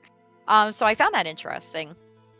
And then again, just like all the different pieces of it, like the smiling lion and what caused that. Um Finding out the bust was used, and it was used like via rope and pulley system, and it was acro the whole time. Like that was really cool. I'll give the mystery a 4. All right. Yeah, I did Yeah, enjoy the exactly, fact Sarah. in this mystery, I also again felt that familiar, like, what's going on here? This is a little weird. Is this game going to lean full on to the magic shit like they already have for the Magatama? Is This it had Dylan on literally? his toes. Is it really that the magician can fly? And also that'd be pretty cool. But I still enjoyed it. So I'm gonna say for the mystery, yep, I think a 4 is good. It is better than average in my opinion. Yeah, I also think 4 is the right place for this one. It was enjoyable, it was fun, we had a lot of, like, thinking about it and theories and being like, ooh, and I know we had some aha moments there as well. And we definitely had the sort of same thing of, like, who did it? We thought it was Trillo at one point, we thought it was, you know, like, maybe it was accidentally Regina, you know, we had all these sort of ideas. So that was really fun. I give it a 4 as well. Okay. Copycat. I'm sorry. Yo, you copycat Mars, Hey. Dylan, so, you know. Wow, That copying is what I say to true. people, calling them copycats, that makes you a copycat. All right. The story, Alrighty. we have an addition that it also fleshes out Francisca's motivations. We also have one more Hmm. extra addition to the story section. Oh, yes. Ah. As Zilla points out, the Yeah. Yeah, of the triangle. triangle. Hooey. Quotations and asterisks and everything. Yeah, I feel like that's a story. Yeah. Most- That's definitely a story. So I'll tackle that one first. I definitely don't love that was a major point for getting everything rolling.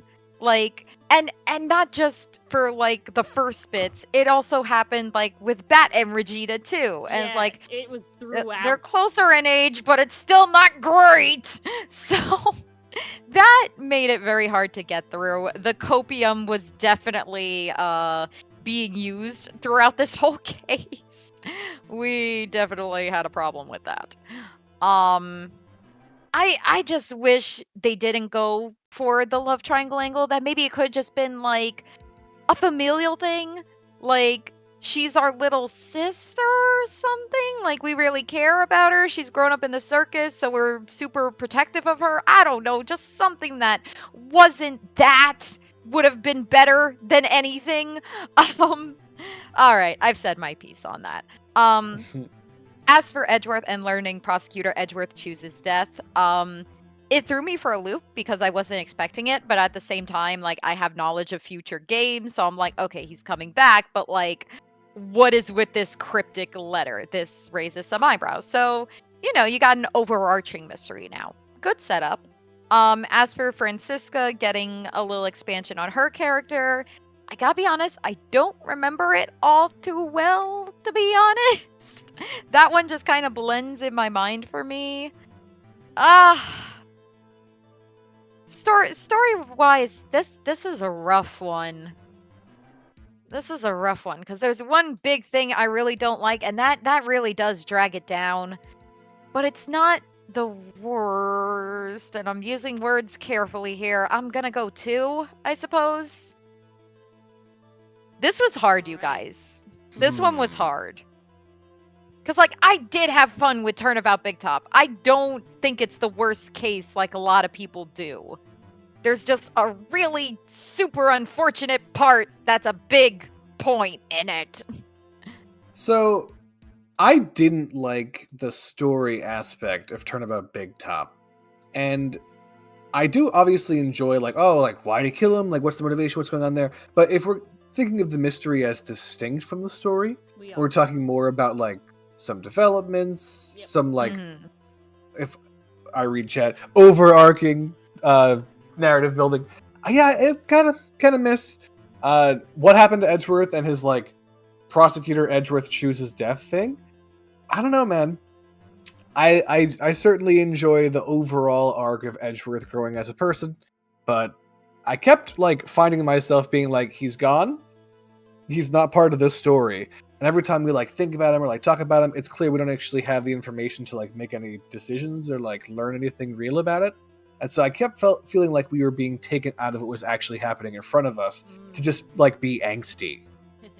But I mean, it wasn't the worst. It wasn't boring in that sense. Like I still enjoyed it more than like not having a story at all, like that first or the second tutorial case. So a 2, worse than the medium 3, but like by no means horrible. I think story is definitely one of the weakest points for Turnabout Big Top. I think that it's very unfortunate that they had to do what they did with Regina when they literally just could have made her adult. I think that still would have kept the vibe of like the circus is a separate place if she was still, you know, thinking that puppets could actually be marryable and that like, you know, Well, Max we could already actually had an fly. isolated child character in Pearl. Why not tackle the idea of an isolated adult character? Yeah, that it was just even longer. Kind of, one, makes it even more tragic, and two, doesn't give as horrible vibes with the fucking love triangle shit, right? Like, it's not 100% Wiguchi, because she's obviously still, like, not a full cognitive person. You know, she can still be more easily manipulated, but it is significantly better than her being 16. And I don't think that's a big fix that they had to do.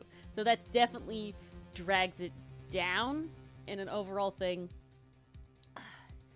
I feel like that it's sad because of that. That us learning and, you know, us as characters learning, us as people learning what Phoenix knew about Edgeworth's letter is also sort of like a different vibe as well. I think it could have actually been more interesting if we didn't know and Phoenix didn't know and we learn of it at the same time, because this is one of those cases where Phoenix has extra knowledge that we don't, you know, which is very rare. And so it's just interesting there. I think, yeah, it's worse than the average. Is it worse than the average? No, you know what? I'm going to be a little controversial. I'm going to give it a 3. Oh, snap. I'm going to give it a 3. 2.5. 2.5, sure, yeah. Round to 3. All right, villain. I'm curious about everyone's on this one. Acro is so fascinating as a villain. I find his motivation pretty intriguing. Like, he basically just wanted revenge for his brother being in a coma. He is definitely one of the more sympathetic villains that we have had, because, you know, he feels sorry for being the killer. Like, you can see it in his breakdown. It's fun putting the mystery together, but man, do I feel bad putting this guy in jail a little bit. Because, like, you see the tragedy of the character, which, gotta be honest, kind of makes me hesitate to call him a villain, because he really doesn't, at least to my recollection, he does not act like one. Like, up till this point, we've had like a lot of conniving villains, people playing the long game, but we've never really had like someone regretful of their actions. Maybe you could argue that with Mimi, because she got really quiet at the end of the turnabout and kind of had that moment. But I think Acro was really the epitome of that. So I kind of appreciate that they went in a different direction with their villain and tried to do something different. I'm gonna give him a 3. Like, I have thoughts about him, but not too many. But he gets the job done, so we'll go with a solid 3. I think you can make an argument that Acro is either pretty good or pretty bad, depending on how you define villain and what you're looking for out of one. Yeah. And so, if by villain you mean a boisterous personality, the quote-unquote bad guy in a sense where you're like, oh man, this guy steals the show when he's on the screen, but like you want to beat him, you want to like overcome, then he's pretty horrible as a villain. Like, maybe worse than Sawin. But it's because he's not evil at all that there is some interest in Acro, I'd say. And I feel like, despite the fact that he's not evil, and that he, well, he did do big crime, the big one, non-joke, in fact. You almost feel like he's justified, at least in his rationale. Obviously, legally he's not, and still morally he's not. Ultimately, at least you can see some understanding because he does do the crime and the bad thing. I feel like he's not quite the good guy who's misunderstood. And so I'm almost not willing to defend him on that second definition of villain. And so to me, he does do evil. He is wrong in why he does so, and he's not particularly catching when on screen or interesting as a character. He's not someone who I enjoy to listen to more of besides my suave accent. So ultimately, I think I would give him a 1.5, rounding up to 2. Yeah? Oh, wow. Interesting. All right, I think that, yeah, Acro is still a villain because, as I think Pastry Puff mentioned, while he killed the wrong person, he still was intending to kill Regina. That was his goal. Now, why he feels like he needs to do so and get revenge is certainly sad, but there's also the argument that it's not really Regina's fault, okay? We didn't expect... I don't think that you could blame her to expect that he was gonna put his head in the lion's mouth before he sneezed from the pepper, right? I feel like it is definitely a bit of a little, So while it is sad, and it has that moment of being, I do think he's the most sort of, sympathetic villain that actually should go to jail, right? Because he actually did a murder, even in real life, right? In all forms of it. So I think that he gets his job done successfully. As a human, kind of bland, but that's why I'm actually going to give him a 3. I think he's average. I think he stand out because of the circumstances surrounding everything, being that he did kill the wrong person, and that he is very upset about that, and that also, if I remember correctly, he does regret that he even wanted to kill Regina, and he acknowledges that that was, kind of misguided. But he did, and he did plan to do it, and he did end up killing somebody, so 3, and definitely a villain. Yeah. Characters. Alrighty. Oh boy, here we go. So, overall, I'm gonna talk about them in all one big lump because I have the same exact thing to say and the same exact criticism about the majority of them. Is that on their own, they're fun. I honestly, I'm pretty sure whoever created Robbie in Victorious had to be inspired by Ben Woodman and Triloquist. They had to. It's literally the exact same dynamic where the puppet's constantly berating the controller, the puppeteer. And the accent. Yeah, but that was a Dylan thing. No. Trillo talks in the accent. He says, "Shut up." Oh, you're right. It is spelled that way. You're right. Yeah, I no. think he also says "forget about it" at some point as well. Whoever created Victorious was definitely Batman. inspired by those two for sure. Max, fun personality. I do like that he's a country bumpkin trying to put on a facade of suavity and fabulousness. It's just funny. Regina, cool that she's a cute animal tamer. That's pretty badass. Let's lump all these together. I really hate that they're all involved in the love triangle. I needed that to really not be a thing, and wow, does that drag their characters down by a lot, because no one is saying, wow, this is wrong, we shouldn't do this. But who do I blame? The characters or the writing? Or both? It's up to you. Mo, he's the one good one. He's not crushing on teenagers, so that's definitely a point in his category. Also, I thought he was funny. Maybe he talked a little bit too much, but at least what he was saying was a little more intriguing than Angel's Star. So I was more okay with that. And then Acro already spoke about him. Oh man, I think this is another one where sadly circumstance just drags it down. I gotta give it a 2.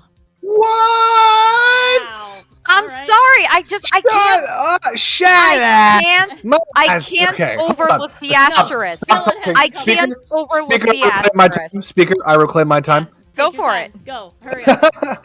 All right. Ben Woodman and the Triloquist dynamic is actually really fun. Like, besides the fact that I like literally gave Ben Woodman Kermit's voice and Trillo a person's voice, I also think that the characters themselves kind of like are so much already that dynamic that like it's so good. I like it. I really do.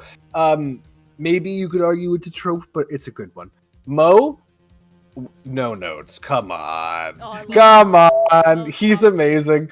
The He's fact great. that like his puns are written in such a way where you kind of don't laugh for some of them is extra funny. If they hired like the best punner they could find on the planet to like make It banger wouldn't be after as good. banger from most lines, it wouldn't be as funny in like a reverse way. And then Max Galactica, I also really enjoyed. I really enjoyed that he was so zany and that his facade was a lot different than what he actually felt like. He was breaking down like super girly as opposed to his like much more like JoJo character persona. Mhm. But I didn't enjoy Acro. Bit bland, bit reserved. Yeah, I do agree with Chad that Aini was a lot more bland. But, you know, bit of a miss. I will say Money the Monkey also kind of bland. And finally, Regina, I didn't just find her bland, I actively didn't like her. And it wasn't her fault per se. Like, if this was a show, I wouldn't blame the actor. The way she was written, Well, gee, and thanks. Lamau. But like the sprite they have for her, it's a little disturbing. I don't know why they were trying to emphasize hard to make her look young. so hard. But like they made her 8. They did make her 8. And then No, the fact that Ori they drew made her 8 later, but yeah. No, Ori made her 4. The fact that they drew her as if she's so fucking young, that it makes it so much harder to enjoy the rest of the characters interacting up like almost like 50% talking about Regina. So because she was such a big aspect of it, her character is like front and forefront. It's a little hard for me to give it a really high rating. I'll ultimately give it a 3. Oh, okay. I think that the characters themselves, yeah, Ben and Trillo, fantastic, love it. Mo, fantastic, love it. Max, really great time. Acro, yeah, he was kind of bland, but I don't think it necessarily drags it down that much. I have to agree, I do find Regina kind of off. And, you know, editing the videos as well has really put that into a double perspective. I think the most fun we had with Regina was us sipping the copium, really trying to make it not that it was so terrible. But I think overall, it's a memorable group of characters, and they kind of have the advantage of the majority of them are really fun, are really good. And so I actually think I'm going to put that above average and make it a 4. Really? Yeah. Wow. Because I still feel like the love triangle thing is well sad and unfortunate, is not a pinnacle to their entire personality. I could remove that and have still fantastic characters. Let me ask you. If they didn't have the love triangle at all, if it was more like the anime, what would you rate the character section? Still a 4, because I don't like Regina. That I don't would like have jumped up to 4 for me, I don't to be like honest. Regina. Interesting. Okay.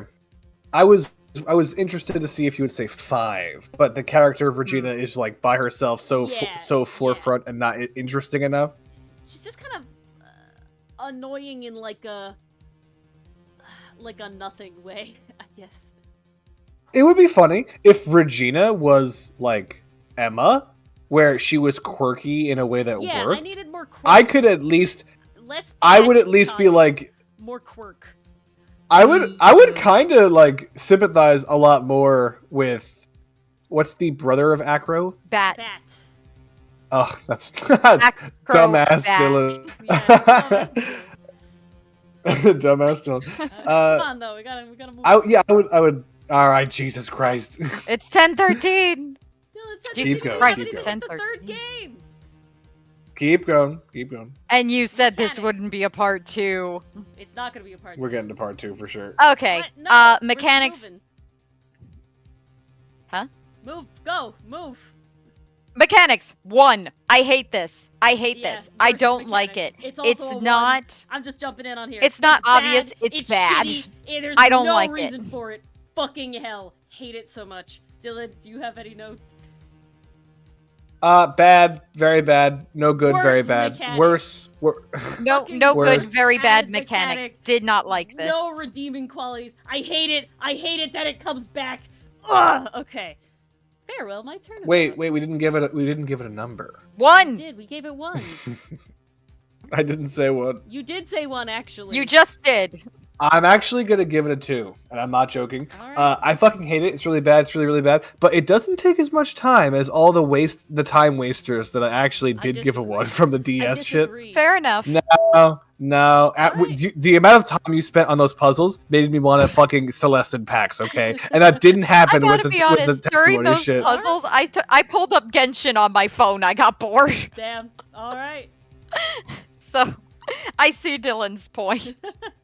I was in it, so I have a bit of a different view. But I'm also in it for that. But all right. The mystery of Farewell, my Turnabout. Actor of The Jammin' Ninja, Juan Corrida, is killed in his hotel room on the night of an award ceremony. His bitter rival, actor Matt Ungard, who plays the Nickel Samurai, is the prime suspect. Before Phoenix even has a chance to think, Maya is kidnapped by notorious hitman Shelly DeKiller, and her ransom is Matt Ungard's full acquittal on day 1 of the trial. Stalling for time and trying to find out the truth, Phoenix discovers that Matt is indeed Juan's killer, hiring Shelly to do the deed. In the end, it is Matt's own insurance blackmail on D-Killer that allows him to be put away and Maya returns safely. Shelly DeKiller, however, is not caught.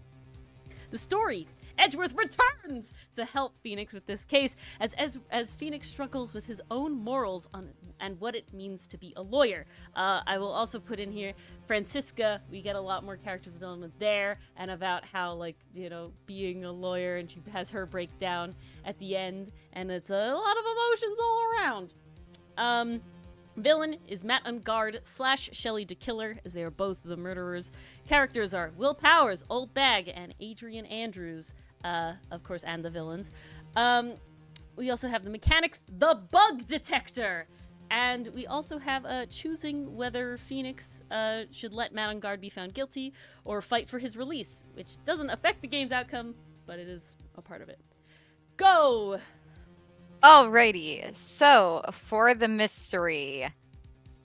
I mean, guys, somebody out there heard me. They made the pants a big part of it. It's an automatic 5. No, for real though. I did really like this mystery. One of the things I really super liked about it is that there was an added stake to it with Maya being kidnapped. Like, this made it feel a little bit more personal. Now, Turnabout Goodbyes was also personal, but it was also very much Edgeworth's story, and we're not in his shoes, but we care about him because he's our friend. Here, it's like, Maya is our buddy, she's our sidekick, and now she's gone, and she's in danger. Like, there are some real stakes on this one. And I very much appreciated that. I really liked that Matt and Shelly, I'm going to say, had a falling out. Like, that just felt very classic mystery to me, where you have, like, the betrayal at the end and one sells out the other. That was really good. I'm going to go with a 4 for this one because I did like putting the pieces together. I think it was pretty straightforward to follow. Like, there were never any moments where we were like, what the fuck do we do? Good night, Mason. Night, Mason. Mason. Continue. Dylan. Okay, you had a 4, Mars? I had a 4, yeah. The fact that I would put some of this in the story section as opposed to the mystery section aside, I'm not going to fight this. I definitely enjoyed it. I enjoyed that Maya was kidnapped and held ransom. I really enjoyed that we weren't sure exactly what was going on behind the scenes. Although we had a pretty good idea, it didn't make it any less fun. Ultimately, though,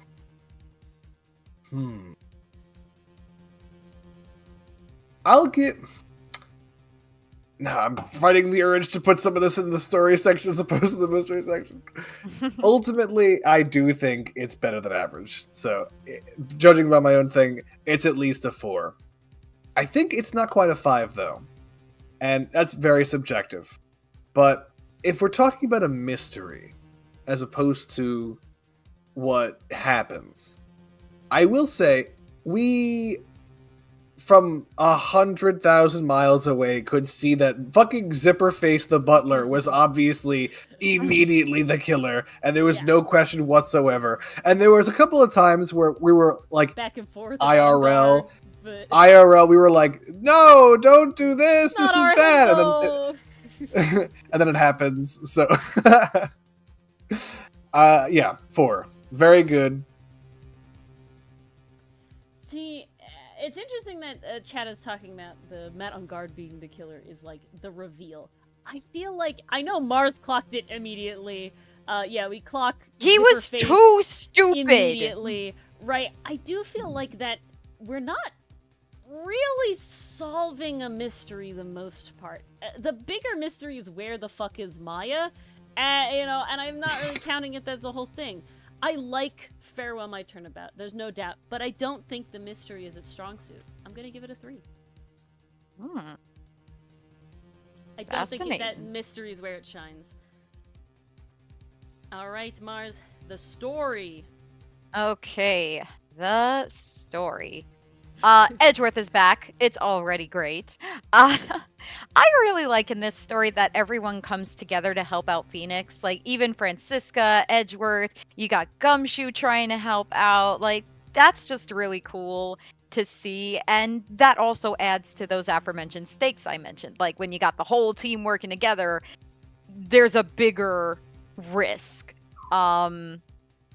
I definitely do feel like, and maybe this should have gone in the mystery section, the ending dragged out a little bit, because, like, we can't get the evidence to us in time. Like, Gumshoe's in an accident, he can't get to us, and then we're literally just stalling for time, both in game and in stream. That, maybe that should have gone in mystery. I don't know if that should go in story, but it's here now.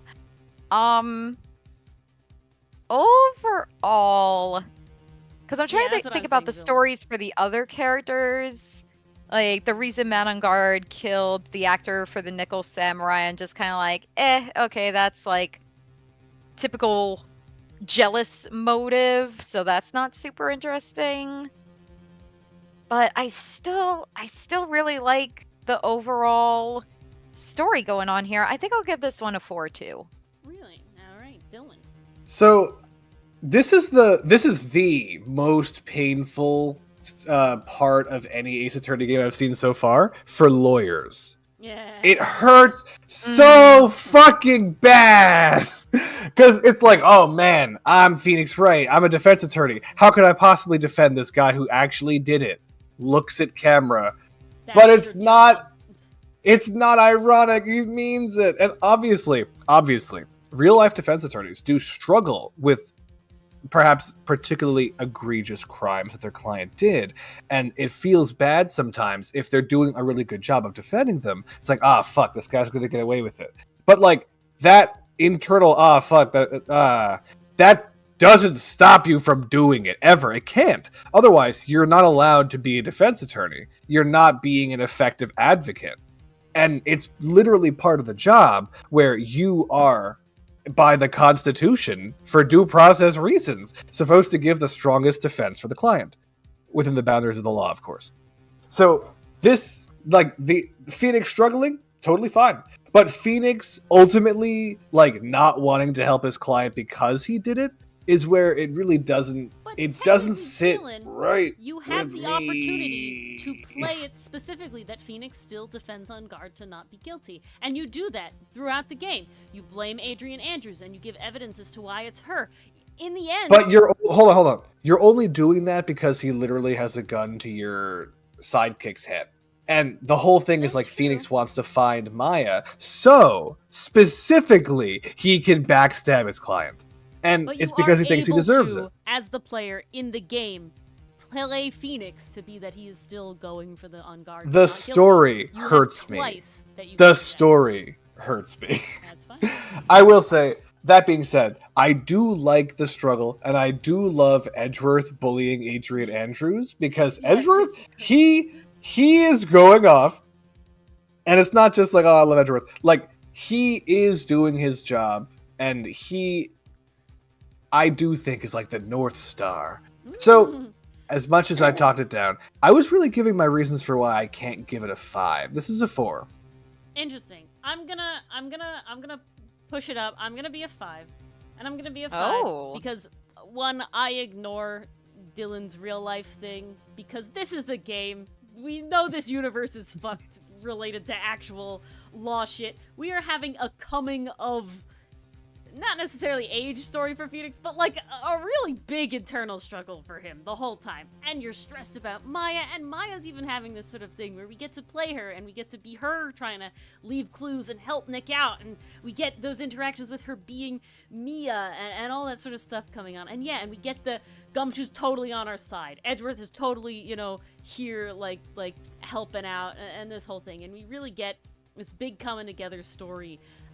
It does drag that little bit at the end. You're in that suspense, and it keeps you for just too long to make it perfect, but I don't think that removes it from really, really good a 5. And so I'm gonna Just too long to make it perfect. So let me give it a perfect score. It's a 4.5 round to 5, Dylan. Fuck off, huh? Thank you. Villain! Matt on guard. Woo! Okay, Matt on guard as a villain. I mean, sheesh. They tried to do the Yiny Miny thing again. They tried to have, like, let's have him play dumb, and then we'll do the big reveal when, oh dear, he done it. Now, I definitely caught on that, nah, he's too dumb, he definitely did it. But I can see a universe where some people might not catch on right away, and it would be a massive reveal. Gotta be honest, Matt on guard isn't the most interesting to me. Shelly the Killer kind of is, though, especially the fact that he does get away in the end. Like, this guy is an assassin, so we know he's killed before, and he's probably gonna kill again. But you know. I think what makes him even more fascinating is that he does have a code with his clients that he follows. What are you doing? I'm just reacting to what you're saying. Okay. But Being weird, ignore him. I am. I lost my train of thought. Okay. Yeah, Shelly I find interesting. I don't think we saw too much of him. I do like that his appearance is literally just a walkie-talkie. That was great. That was hilarious.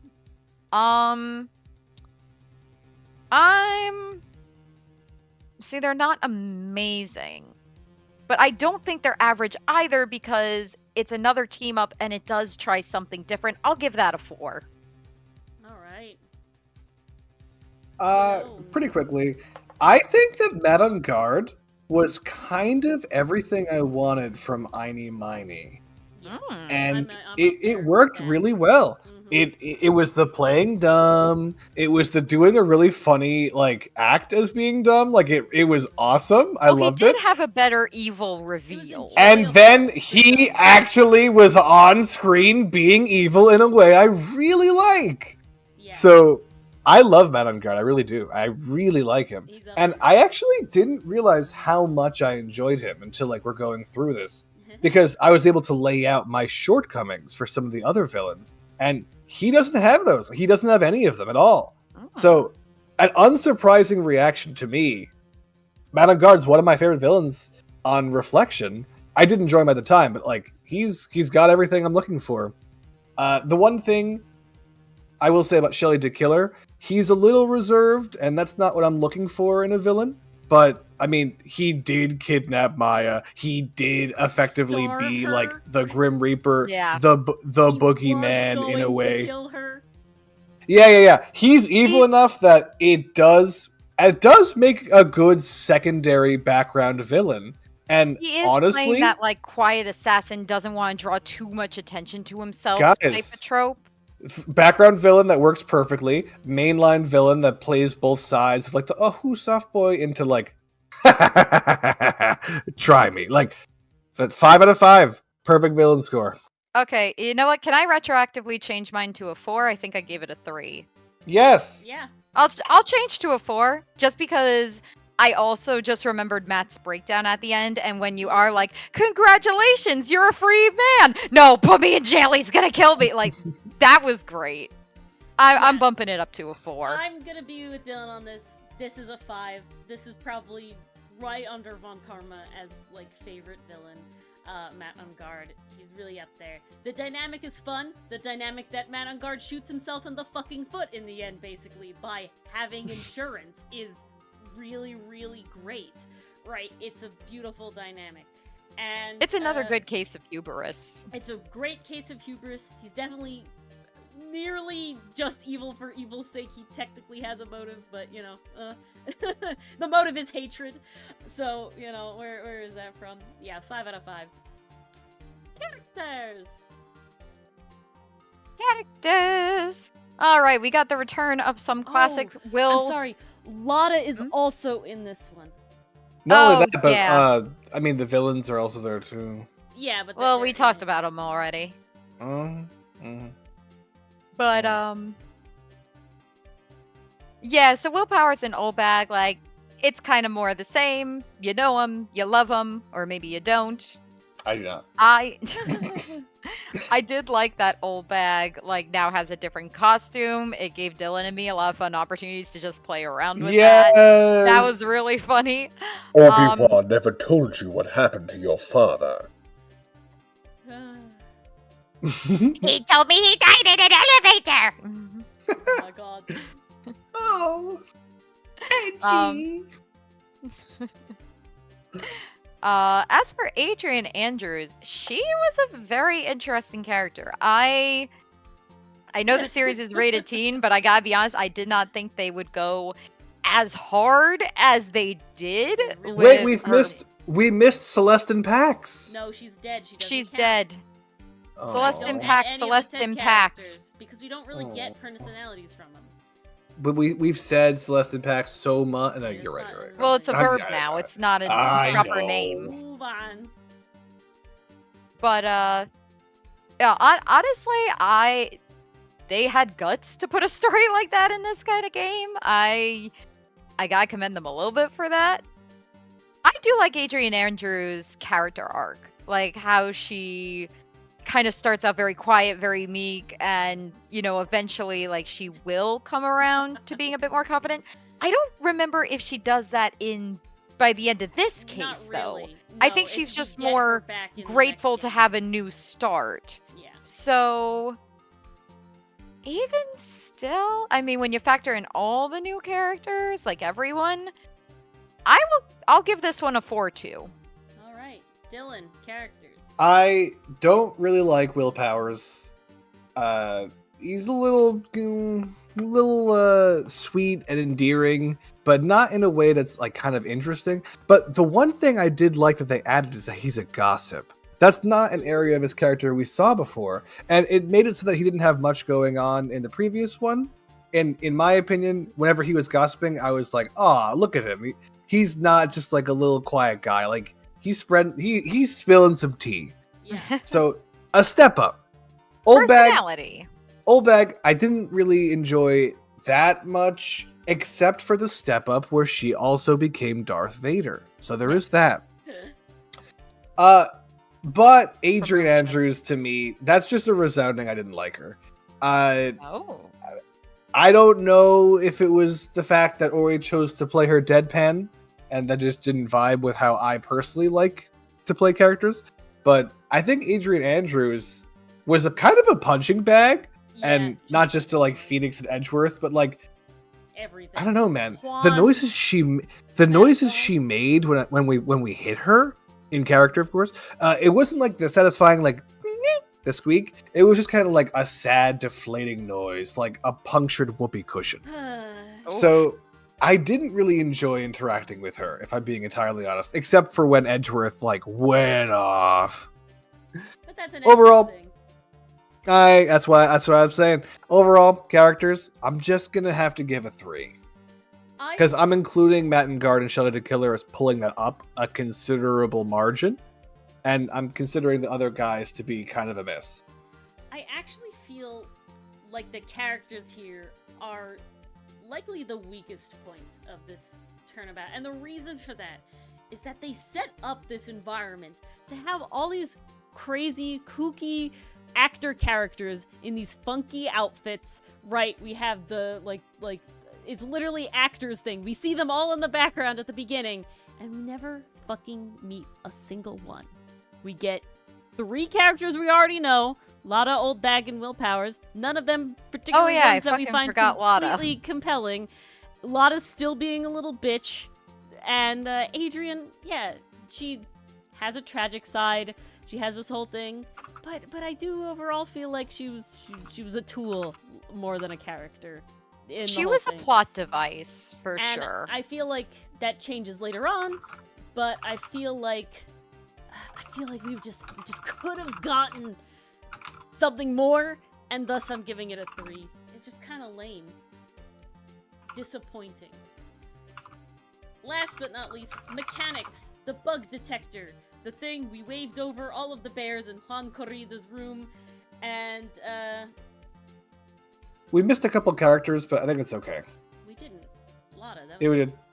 Who No. else? Life-sized bear and small bear hanging off the corner of the couch, Okay, move and on. Robo No, Bear stop, on the floor, stop, and the stop. Too many. Bearaphone, Taboo, and Billy. okay. Bug detector. Solid mechanic. I don't remember anything particularly wrong with it. 3.